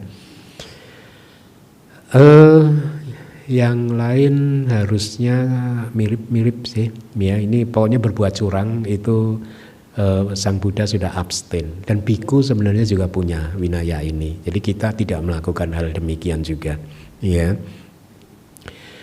Di dalam transaksi curang kita lompat aja. Menerima suap berarti penerimaan suap dengan menjadikan mereka yang bukan pemilik properti menjadi pemiliknya. Ya, ini di zaman modern masih terjadi ya, suap-suap seperti ini ya. Jadi seseorang yang harusnya nggak berhak untuk memiliki sesuatu, tapi karena suap maka dia akhirnya dapat. Salah satu sahabat kuliah saya beberapa waktu yang lalu pernah dengan sedih cerita ke saya bahwa dia kehilangan tanahnya itu di Jakarta inilah ya, itu sekitar 6.000 meter. Nah, cukup, dia sedih gitu ceritain. Karena tiba-tiba ada sertifikat double katanya. Jadi ternyata ada orang lain yang lebih kuat dari dia, punya sertifikat yang sama, padahal tanah dia itu udah dibeli sejak dia kerja-kerja pertama itu mungkin umur 40-an, di awal-awal lah gitu. Itu nggak pernah ada masalah. Terus singkat cerita dia udah kalah di pengadilan katanya. Waduh, dia udah stres itu. Nggak tahu gimana ceritanya. Saya nggak paham. Ada yang saya bilang, kok kamu banyak karma buruk yang berbuah sih, saya bilang. Karena ada karma buruk yang berbuah bagi dia yang lain lagi gitu. Saya sampaikan seperti itu karena itu sahabat. Dia itu sebenarnya dari keluarga keraton Yogyakarta itu. Dia orang dari bangsawan dia itu. Bangsawan, ningrat dia itu. Tapi kok nasibnya kurang bagus. Oke, saya lanjutkan. Penipuan berarti menipu orang lain dengan berbagai cara. Berikut ini adalah satu cerita yang berhubungan dengan hal tersebut. Dikisahkan ada seorang pemburu yang datang dengan membawa seekor rusa dan anak rusa. Kemudian ada seorang yang tidak baik berkata kepada pemburu tersebut, "Wahai pria terhormat, berapa harga rusa itu? Lalu berapa harga anak rusa itu?" Si pemburu menjawab, "Rusa ini harganya 2 koin perak, anak rusa harganya 1 koin perak." Lalu setelah memberikan 1 koin perak, si orang jahat tadi mengambil anak rusa tadi, ya, deal ya, 1 koin kan. Dia berjalan sebentar, lalu kembali lagi dan berkata, "Wahai pria terhormat, anak rusa ini tidak ada manfaatnya ternyata buat saya. Jadi ini aja, berikanlah rusanya kepada saya gitu, ya." Baiklah kalau begitu, si penjual meminta harga tadi 2 koin, ya. Lalu si orang jahat berkata, "Wahai pria terhormat, bukankah sebelumnya saya sudah memberikan 1 koin perak?" Ya, iya, kamu sudah memberikannya. Lalu si orang jahat lalu berkata, "Nah ini ambillah anak rusa ini, ya. Ini kan juga 1 koin perak harganya, ya. Jadi ada 1 koin perak yang sudah saya berikan tersebut dan ada 1 anak rusa yang juga harganya 1 koin perak. Kan sudah 2 koin kan?" Setelah mempertimbangkan dengan berpikir, oh iya ya, dia mengatakan alasan yang tepat ya. Si pemburu akhirnya mengambil anak rusanya dan juga akhirnya dan memberikan rusanya. Jadi si pembeli tadi dapat rusa yang harganya 2 koin perak dengan hanya bayar 1 koin perak. Makanya benar ya kakek-kakek dulu leluhur kalau nasihati cucu-cucunya, kalau kamu pengen jadi pedagang, perkuatlah matematikamu. Ya ini kayak gini ini akhirnya. Ini udah jam 10 ya, harusnya ada beberapa lagi sih pemalsuan, saya rasa gampang ya. Jadi kita para biku juga bahkan mengikuti jejak Sang Buddha, tidak memalsu ya apapun itu ya, dengan bahkan menggunakan sihir juga tidak gitu. Ya. Kemudian praktek curang juga tidak, kita tidak juga mengikuti jejak Sang Buddha ya. Ya, saya rasa sudah cukup. Jadi dengan demikian slide terakhir, Pertapa Gotama abstain dari melakukan mutilasi, pembunuhan, penyanderaan, penyergapan, penjarahan dan seterusnya. Kita tidak punya waktu, tapi harusnya cukup jelas ya, mutilasi itu memotong-motong tubuh orang gitu, udah jelas ya. Penyanderaan, penyergapan juga sudah jelas ya. Itu sudah tidak dilakukan oleh Pertapa Gotama. Sekali lagi saya ingatkan, ini hanyalah pujian-pujian dari orang di luar Buddhism, orang di luar yang bukan murid Buddha. Kan di awal sutta Buddha mengatakan mereka hanya mampu mengujinya hal-hal yang memuji Tathagata dari hal-hal yang remeh ya. Jadi ini masih remeh ini menurut Sang Buddha ya. Walaupun menurut kita ini benar-benar sila yang harus kita tegakkan kan.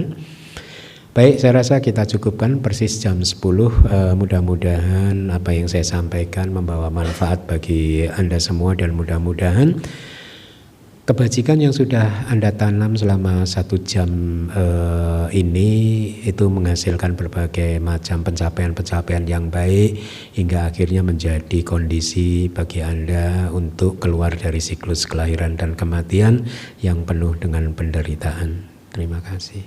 Sadu, sadu, sadu. Terima kasih Sayadaw atas Dhamma Desana yang telah disampaikan kepada kami pada pagi hari ini. Semoga kami semua mendapatkan manfaat terbaik dari pendengaran Dhamma hari ini. Bagi kalian Amita yang membutuhkan slide kelas PS, dapat mengunduhnya di website DBS di www.damawihari.or.id. Baik kalian Amita, selanjutnya kita akan memasuki sesi tanya jawab. Berikut adalah tata tertib sesi tanya jawab. Bagi kalian Amita yang berada di ruang Damasala, silakan mengacungkan tangan untuk bertanya atau klik tanda raise hand bagi kalian Amita yang berada di Zoom meeting. Silakan penanya untuk memperkenalkan diri dengan menyebutkan nama dan domisili. Harap penanya untuk mengajukan 1 buah pertanyaan terlebih dahulu yang relevan dengan topik hari ini. Karena keterbatasan waktu, maka bisa jadi tidak semua penanya mendapatkan kesempatan untuk bertanya. Baik kalian Amita, kesempatan bertanya pertama akan kami berikan kepada kalian Amita yang berada di ruang Damasala. Silakan. Silakan Bapak yang berbaju hijau. Silakan Bapak untuk menyebutkan nama dan domisili. Wandami Bante, saya Roger dari Jakarta Barat. Sebelumnya izin untuk tanya 2 pertanyaan. Yang pertama itu perihal ucapan yang tidak bermanfaat ya Bante. Tadi sempat disinggung, sebagai seseorang yang merasa introvert itu sesuatu yang bagus banget. Jadi kita gak males gitu ngomong terlalu yang basa-basi kayak gitu ya. Tapi sering dibilang itu kalau kita tidak basa-basi dengan orang lain bisa berpikir, oh orang ini sombong, orang ini gak suka sama saya gitu loh. Jadi ya membuat orang berkilesa kayak gitu.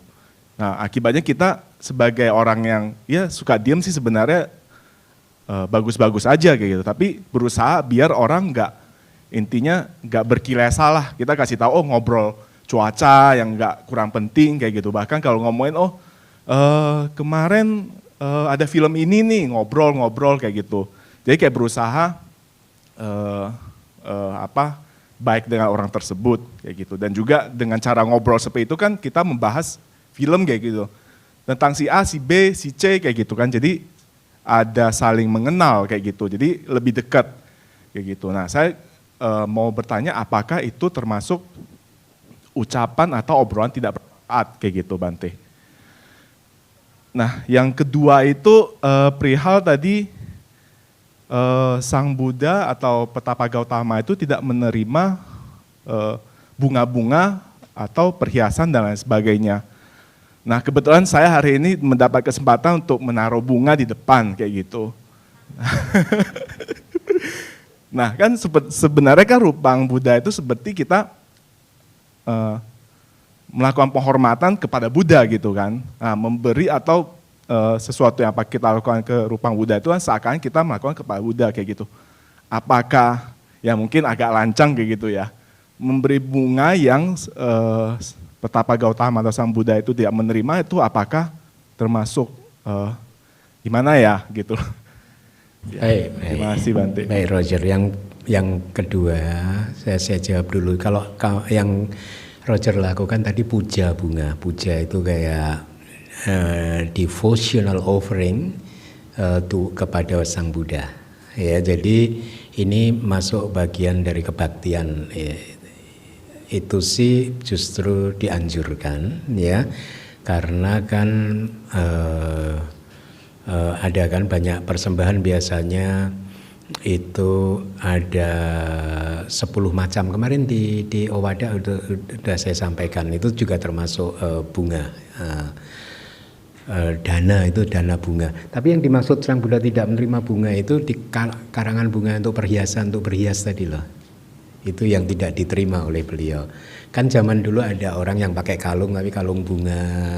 Nah, Sang Buddha tidak menerima yang seperti itu gitu. Tapi kalau itu persembahan untuk wihara, untuk apa, dipersembahkan kepada Buddha dalam bentuk rangkaian bunga seperti apa yang ada di ruangan saya itu sih boleh, itu tidak dilarang. Paham ya? Jadi bunga yang dipakai untuk berhias, berdandan gitu. Gitu. Kemudian tentang basa-basi tadi saya coba ya makanya ketika Roger menyampaikan itu tadi saya sambil berpikir ya untung saya tidak berada dalam situasi itu. Memang itu situasi yang gampang-gampang susah ya. Tetapi intinya begini Roger, kalau basa-basi bisa nggak sekali-sekali diselipkan pemahaman dhamma. Misalkan basa-basi, aduh sakit ya gitu. Ini badan udah sakit-sakitan ya, mungkin dengan tergantung bagaimana Roger mengemas kalimatnya supaya tidak terlalu mencolok bahwa ini ajaran agama Buddha kalau kamu sedang berbicara dengan non-Buddhis ya.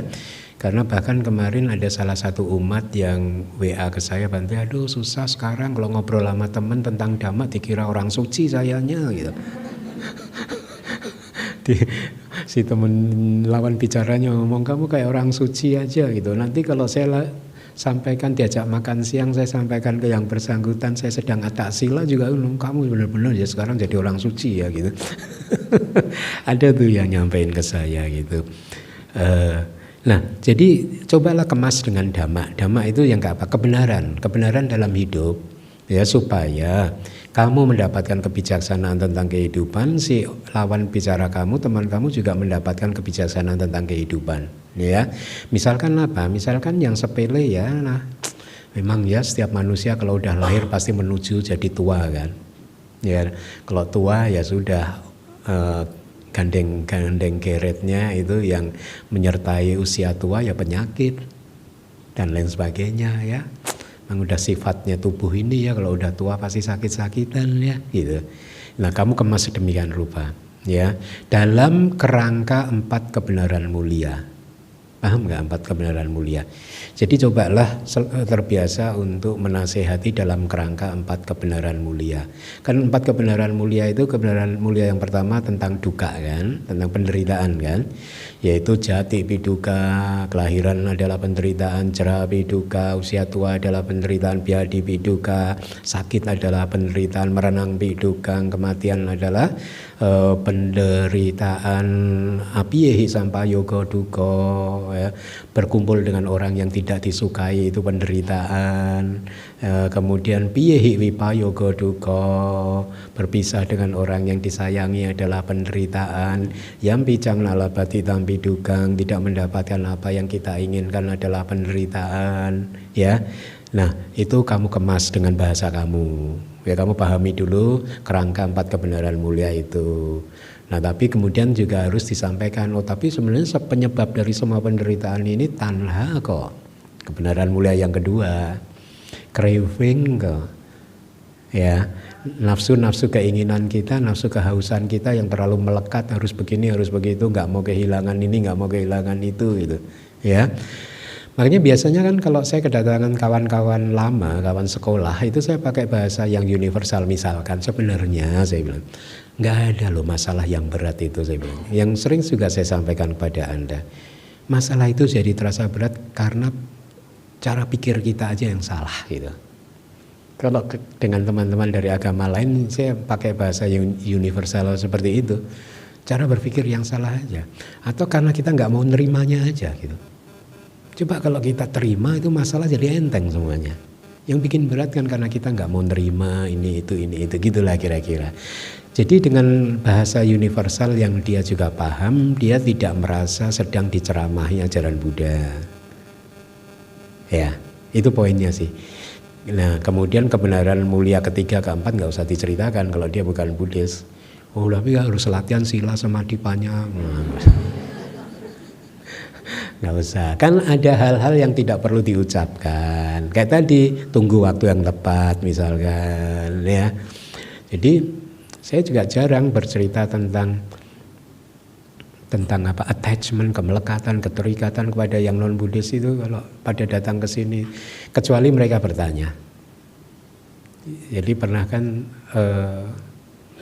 ada salah satu kawan tanya teman lama lah, teman sekolah ya, kenapa nggak dinasehati si A si B lah, nggak diajari tentang ini tentang itu si A itu gitu. Lah dia nggak bertanya, saya bilang gitu. Ya, jadi saya rasa dengan tidak bertanya berarti bukan waktu, dan saya merasa bukan waktu yang tepat saya ngomong begitu gitu. Makanya saya nggak sampaikan ke dia gitu. Padahal katanya si A itu menderita lo bla bla bla lo gitu. Tapi dengan berbagai alasan, makanya Roger harus jeli sih. jeli ya, apa yang perlu disampaikan dan apa yang tidak perlu disampaikan gitu. Kemudian ya dikemas lagi dengan karma dan buahnya. Oh iya ya benar ya. Kan katanya di agama lain juga ada tradisi tabur tuai katanya. Entah sampai di mana definisinya ya. Boleh pakai yang begitu kalau itu masuk bagi dia gitu. Bahwa dalam hidup ini memang berlaku hukum tabur tuai gitu. Tanam mangga ya berbuahnya mangga. Gitu. Dan ini nggak ada yang ngatur, udah hukum alam aja begitu gitu. Ya, jadi pakai kerangka 4 kebenaran mulia, karma dan buahnya. Jadi dengan demikian obrolan yang tadinya harusnya obrolan yang tidak penting, omong kosong, menjadi penting dan bukan omong kosong. Gitu ya. Terjawab berarti ya. Oke, baik. Sadu, sadu, sadu. Terima kasih Sayado atas penjelasan yang diberikan. Selanjutnya, Kaliana Mita, kita akan beralih kepada penanya yang berada di DBS Surabaya. Kepada Ibu Lea dari Surabaya, kami persilahkan.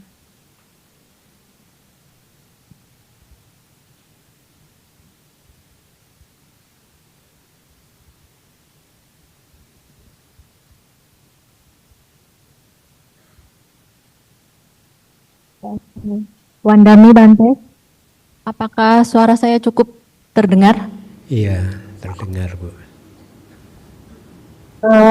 Saya mau menanyakan tentang ini Bante, sila itu kan intinya kita mengekang diri gitu ya. Cuman misalnya saat kita sedang marah atau sedih, kalau kita hanya mengekang itu kok sepertinya masih terpendam gitu loh Bante.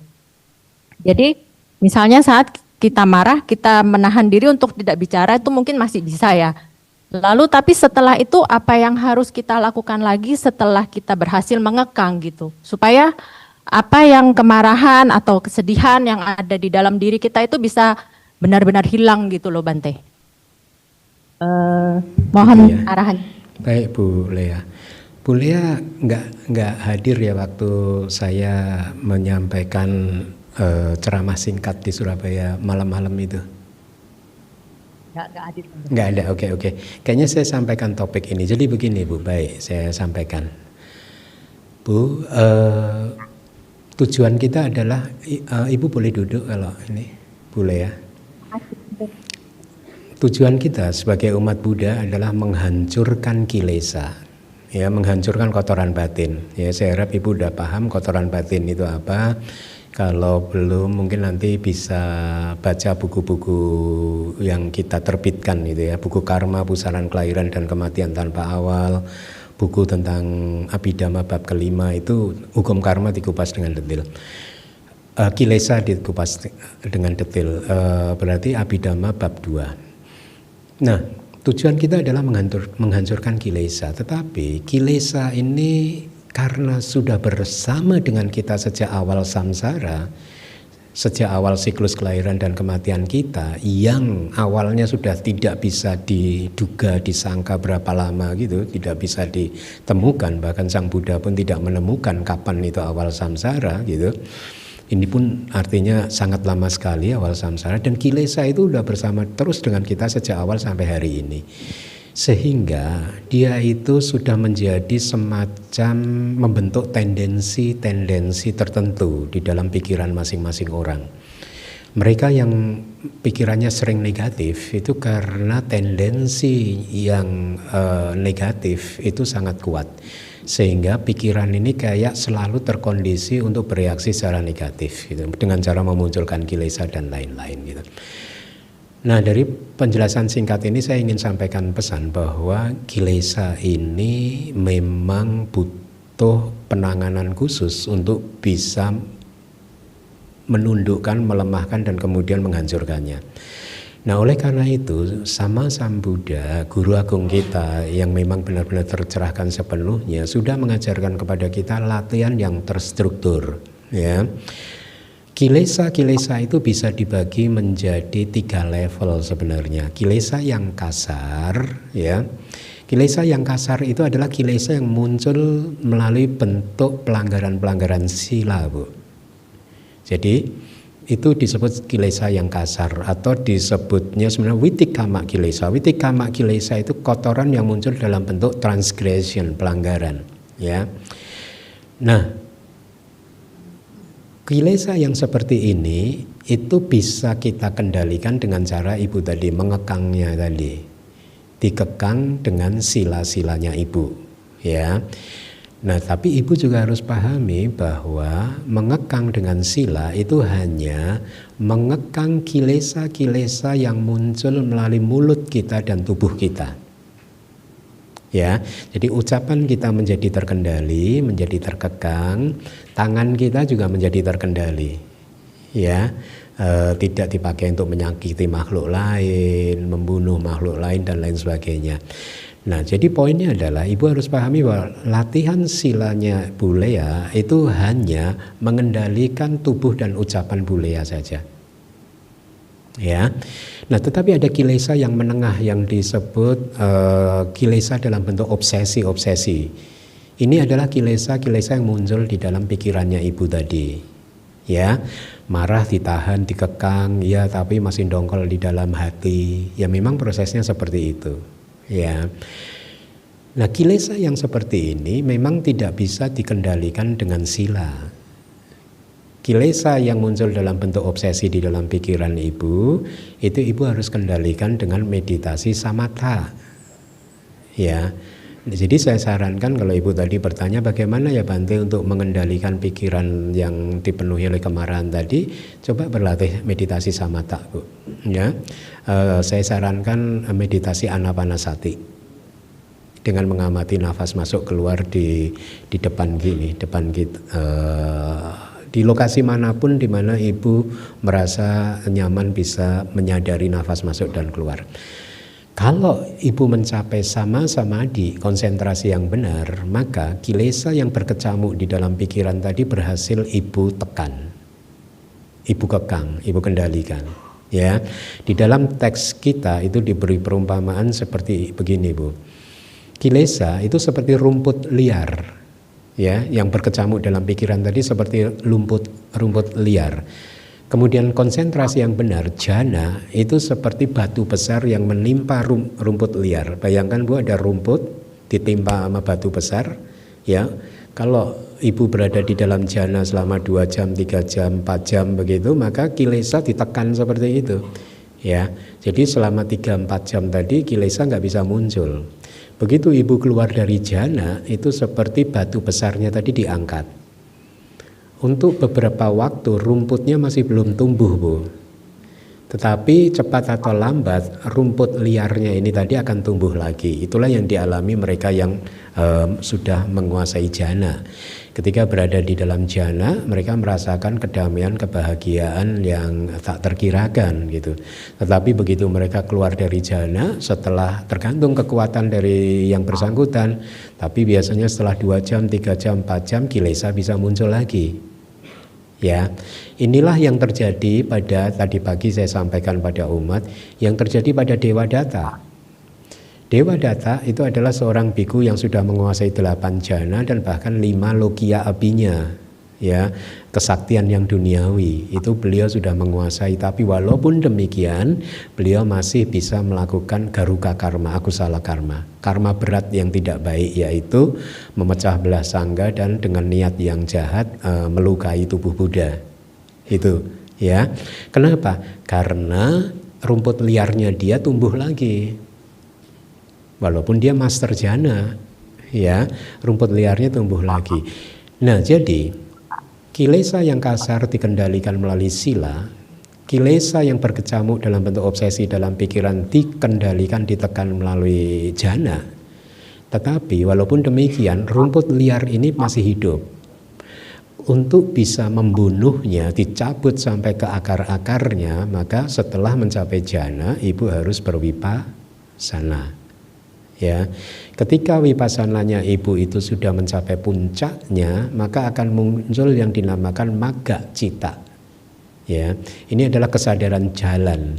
Kesadaran jalan ini fungsinya adalah memberangus kilesa-kilesa tertentu, menghancurkan kilesa tertentu, mencabut kilesa tertentu sampai ke akar-akarnya, sehingga setelah kesadaran magga atau jalan tadi itu lenyap, kilesa tersebut tidak bisa muncul lagi. Itulah yang terjadi ketika misalkan seseorang menjadi seorang sotapanna, ya. Ketika dia menjadi seorang sotapanna, maka pandangan salah dia udah nggak bisa muncul lagi, ya. Kemudian juga pandangan salah apa yang sudah belajar, ya yang dihancurkan total sih pandangan salah sih. Itu dihancurkan total sehingga sudah nggak bisa muncul lagi. Keserakahan ditipiskan semuanya. Jadi keindahan dari menjadi sotapanna adalah satu. Ketika magga cita tadi, kesadaran jalan sotapati tadi muncul, ketika katakanlah ibu mencapai puncak wipassananya, latihan wipassananya, maka magga cita tadi akan menghancurkan semua timbulan akumulasi karma buruk yang ibu lakukan sejak awal samsara sampai hari itu ketika ibu menjadi sotapanna, di mana karma buruk itu kalau tidak dihancurkan, mereka semua mempunyai potensi untuk melahirkan kelahiran kembali di 4 apaya. Jadi karena semua timbunan karma buruk, deposito karma buruk masa lalu yang berpotensi menghasilkan kelahiran di 4 apaya sudah hancur, makanya ibu sering mendengar bahwa seorang sotapanna sudah tidak akan bisa pintu 4 apaya tertutup. Ya.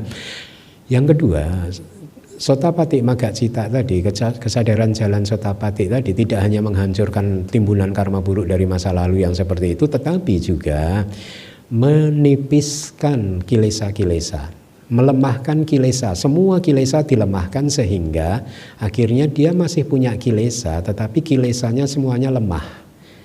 Jadi sudah tidak bisa lagi melakukan karma buruk yang bisa membuat dia lahir di 4 apaya. Paham ya Bu? Sejak jadi sotapanna dia masih melakukan karma buruk, tapi karma buruknya sudah tidak bisa membuat dia lahir di 4 apaya. Ya, nah ini harusnya menjadi tujuan kita sekarang sebagai manusia, mumpung lahir sebagai manusia dan beragama Buddha, kita harus berjuang untuk menuju ke sana. Ya, makanya yang poin terakhir nasihat saya kepada Bu Lea dan yang lain yang mendengarkan saya, selama belum jadi sotapanna jangan melanggar sila. Nanti melanggarnya kalau udah jadi sotapanna. Ya, ini kan hanya penyemangat saja, bukan saya mengizinkan pelanggaran sila, tetapi logikanya adalah karena ketika Anda menjadi sotapanna siapapun itu, ya pelanggaran yang Anda lakukan tidak cukup kuat untuk membuat Anda terlahir di 4 apaya, walaupun ya tidak ada yang namanya sotapanna itu senang melanggar sila juga. Nggak ada.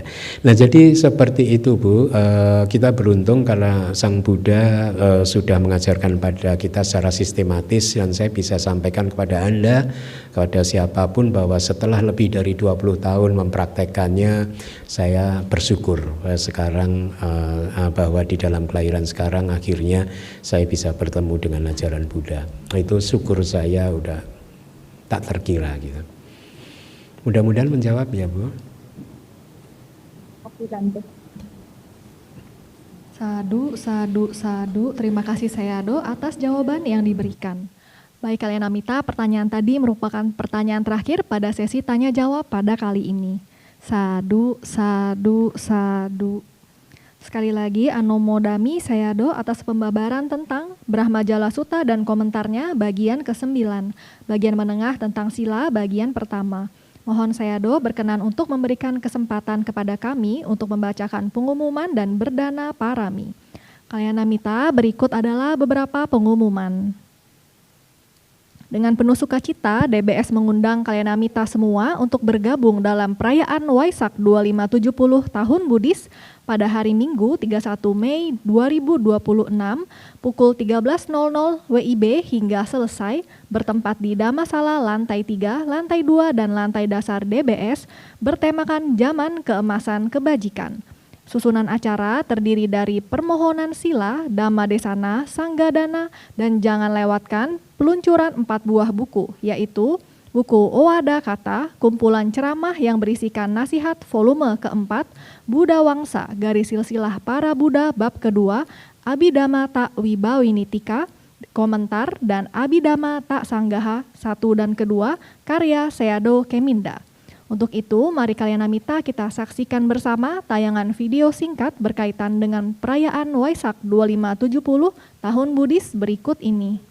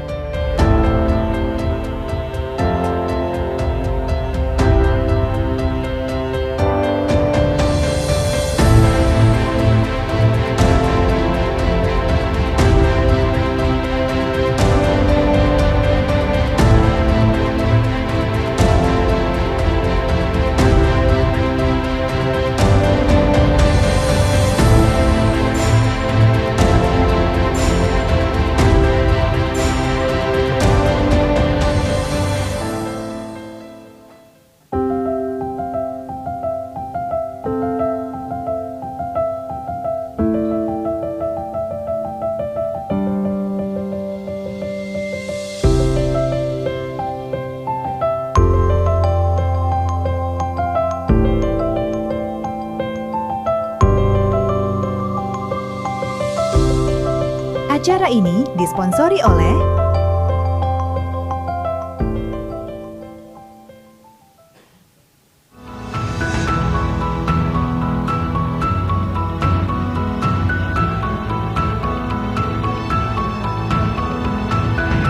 Kiat Ananda Group, Integrated Coaching Solution.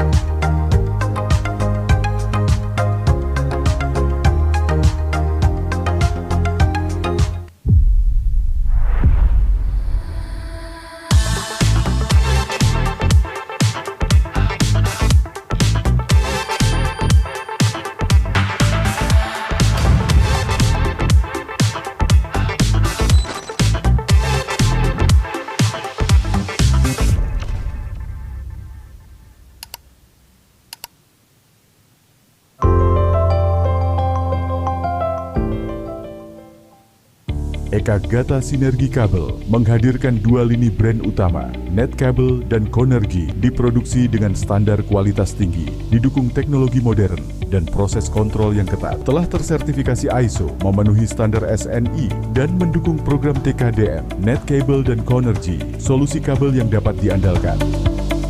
Rating Google itu nggak bohong. Bukan kata kami, tapi ribuan customer di berbagai kota. Mereka datang, lihat prosesnya, dan pulang dengan senyum. Kalau banyak orang percaya, artinya kamu nggak salah pilih. Servis HP kamu di Raja Repair dipercaya ribuan customer di banyak kota.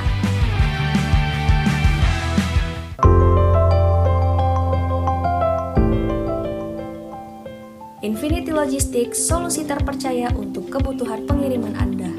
Dari pengiriman paket kecil hingga skala besar, Infinity Logistics siap menjadi mitra logistik terbaik Anda. Infinity Logistics, trusted partner in international logistics.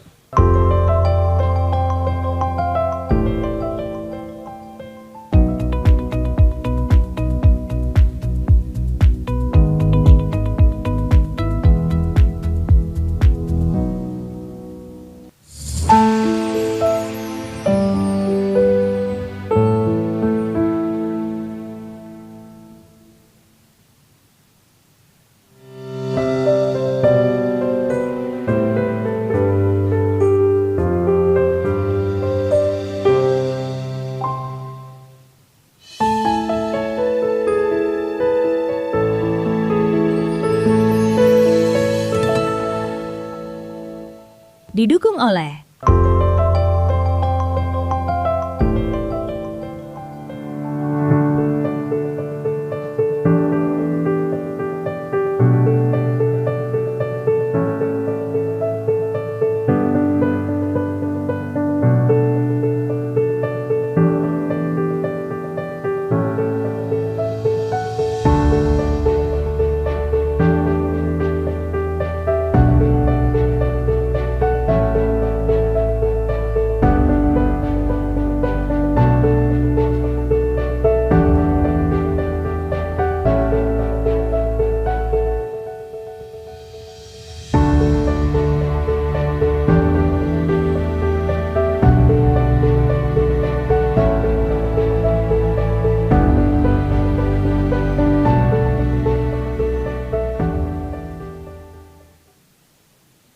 Untuk mendukung acara ini, DBS membuka kesempatan berdana melalui 8 jenis sponsorship, Sasana Nugaha 1, Sasana Nugaha 2, Sasana Nugaha 3, Panya Samadi Sati Wirya Sada dengan besaran nominal seperti yang tertera pada layar.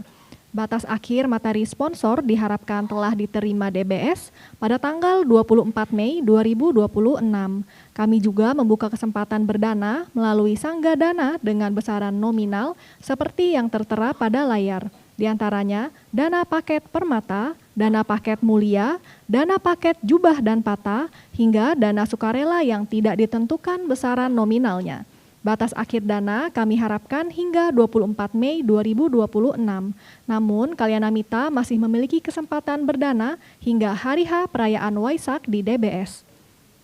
Dana sponsor, ucapan Waisak dan Sangga Dana bisa ditransfer ke BCA 6275191918 atas nama Yayasan Dhamma Wihari dengan kode transfer 88 di akhir nominal dana Anda.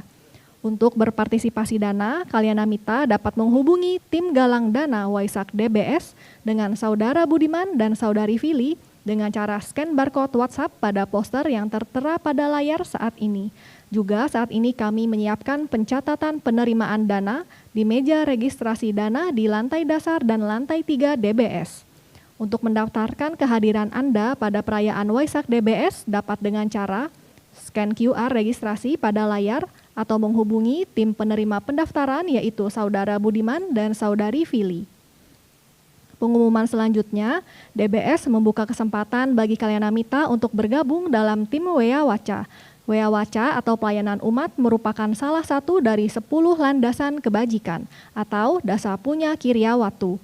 Bagi Kalyanamita yang ingin bergabung, segera daftarkan diri Anda dengan memindai QR Code pada poster atau menghubungi Saudara Budiman Butopo dengan nomor handphone yang tertera pada layar.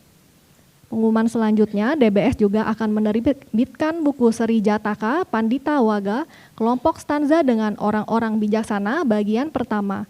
Dukungan dana buku ini dengan cara transfer dengan kode transfer 33 dengan batas akhir dana pada hari ini 29 Maret 2026. Melanjutkan volume sebelumnya, DBS juga akan menerbitkan buku Owada Kata, kumpulan ceramah yang berisikan nasihat volume keempat. Buku ini akan diluncurkan bersamaan dengan perayaan Waisak DBS pada 31 Mei mendatang. Dukungan dana buku ini dengan cara transfer dengan kode transfer 19 dengan batas akhir dana pada 5 April 2026. DBS juga akan menerbitkan buku Seri Jataka, Persahabatan Antelop, Kura-Kura, dan Burung Pelatuk. Dukungan dana buku ini dengan cara transfer dengan kode transfer 43 dengan batas akhir dana pada 5 April 2026. Melanjutkan volume sebelumnya, DBS juga akan menerbitkan buku Buddha Wangsa, Garis Silsilah Para Buddha Bab Kedua, pembahasan mengenai aspirasi Sumeda, Sumeda Patana Kata. Buku ini juga akan diluncurkan bersamaan dengan perayaan Waisak DBS pada 31 Mei mendatang. Dukungan dana buku ini dengan cara transfer dengan kode transfer 29 dengan batas akhir dana pada 19 April 2026. Selanjutnya, kabar gembira bagi pembelajar Abhidhamma, DBS akan menerbitkan buku Abhidhamma Ta Wibawinitika atau kitab subkomentar Abhidhamma Ta Sanggaha, yaitu Cita Paricedawanana, penjelasan untuk bab kesadaran, dan Cetasika Paricedawanana, penjelasan untuk bab konkomitan mental. Buku ini juga akan diluncurkan bersamaan dengan perayaan Waisak DBS pada 31 Mei mendatang. Dukungan dana kedua buku ini dengan cara transfer dengan kode transfer 39 untuk buku pertama dan kode transfer untuk buku kedua, dengan batas akhir dana pada 3 Mei 2026. Kemudian DBS juga akan menerbitkan buku anak berjudul Meta, Cinta Kasih. Dukungan dana buku ini dengan cara transfer dengan kode transfer 23 dengan batas akhir dana pada 17 Mei 2026. DBS juga akan menerbitkan buku Seri Jataka, Monyet yang Cerdik dan Buaya yang Licik. Dukungan dana buku ini dengan cara transfer dengan kode transfer 53 dengan batas akhir dana pada 7 Juni 2026. Telah terbit buku Jalan Kuno Buddha karya Biku Piadasitera, buku Manual Abhidhamma Kondisi-Kondisi, buku Cergam Sri Jataka Babi Hutan yang Bau dan Singa yang Mengalah, dan buku cerita bergambar Asiwiso Pamasuta, perumpamaan tentang ular, serta buku-buku lainnya. Semua buku-buku terbitan DBS bisa didapatkan langsung di DBS. Atau bagi Anda yang berada di luar kota bisa mendapatkan buku ini dengan cara mengisi formulir pada tautan bit.ly/buku DBS. Untuk mendapatkan segala informasi mengenai buku terbitan DBS, Anda dapat menghubungi tim propagasi DBS di nomor 0811 9706 388. Selanjutnya, kalian Amita, marilah kita melakukan satu lagi jenis kebajikan, yaitu dana parami. Anda dapat berdana dengan memindai kris yang tampil di layar saat ini, atau menggunakan kartu kris yang dibagikan oleh tim Wea Waca, atau melalui kantong dana yang akan diedarkan. Atau bisa juga dengan cara transfer ke rekening BCA Yayasan Dhamma Wihari di BCA 6275 19 19 18 dengan kode 01 di akhir nominal dana Anda. Untuk itu, dengan pemahaman yang benar tentang berdana dan dengan penuh sukacita, marilah kita menghadirkan sada, keyakinan yang kuat kepada Buddha, Dhamma, dan Sangha, serta pada kama dan buahnya, baik sebelum, saat, maupun setelah kita melaksanakan kebajikan dana parami.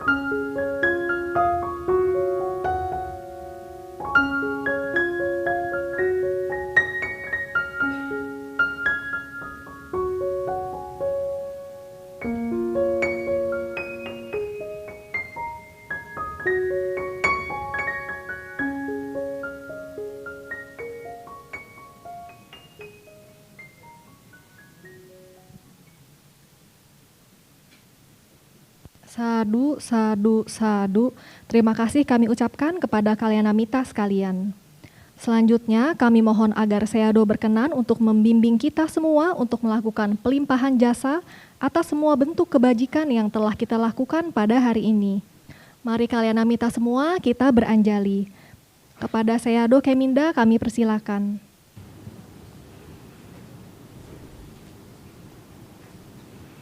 Ikuti saya. Idang me punya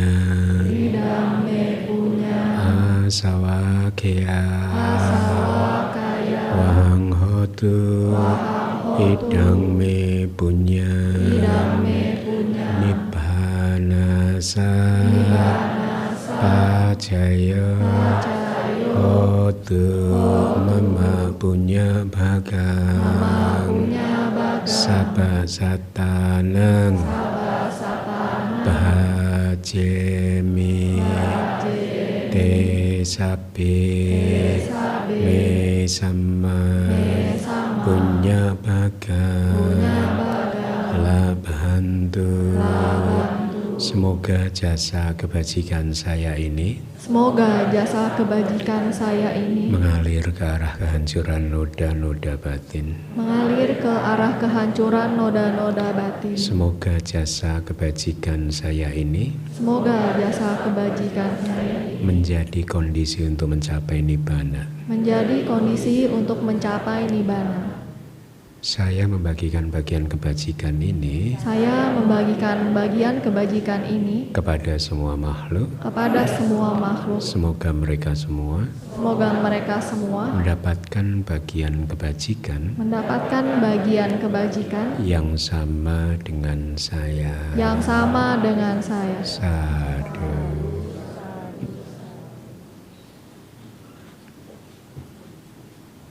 Sekali lagi, terima kasih Sayadaw atas pengajaran Dhamma pada hari ini. Jika berkenan, Sayadaw dapat meninggalkan ruang Dhammasala. Kalyanamita, karena Sayadaw Keminda akan meninggalkan ruangan, mari kita semua berdiri dan beranjali sambil berucap Anumodami Sayadaw atas Dhamma Desana dan bimbingannya. Semoga Sayadaw selalu dalam keadaan sehat, damai, dan berbahagia.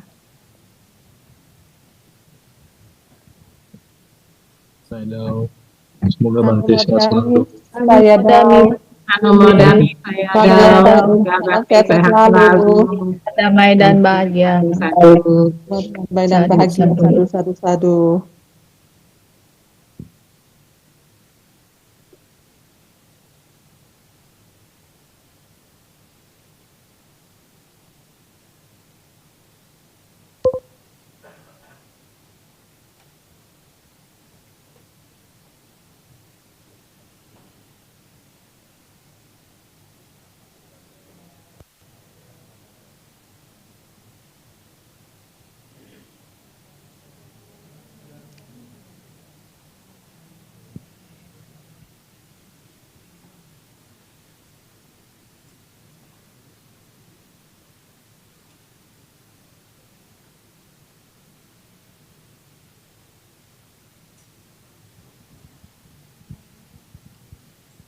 Demikianlah kelas Pariyati Sasana DBS pada hari ini.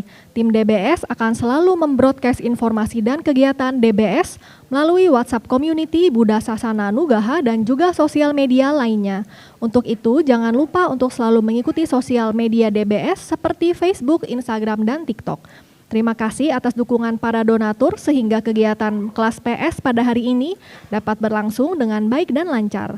Akhir kata, saya Kimberly mewakili segenap tim Wea Waca DBS dan staf DBS yang bertugas mengucapkan terima kasih atas kebersamaan Kalyanamita dari awal hingga akhir kelas PS ini berlangsung. Kami juga meminta maaf atas segala kesalahan maupun kekurangan selama kelas PS ini berlangsung. Suki Hontu Kalyanamita, semoga kita semua selalu dalam keadaan sehat, damai, dan berbahagia. Semoga ajaran Buddha lestari. Buddha Sasanang Cirang Titatu. Sadu, sadu, sadu.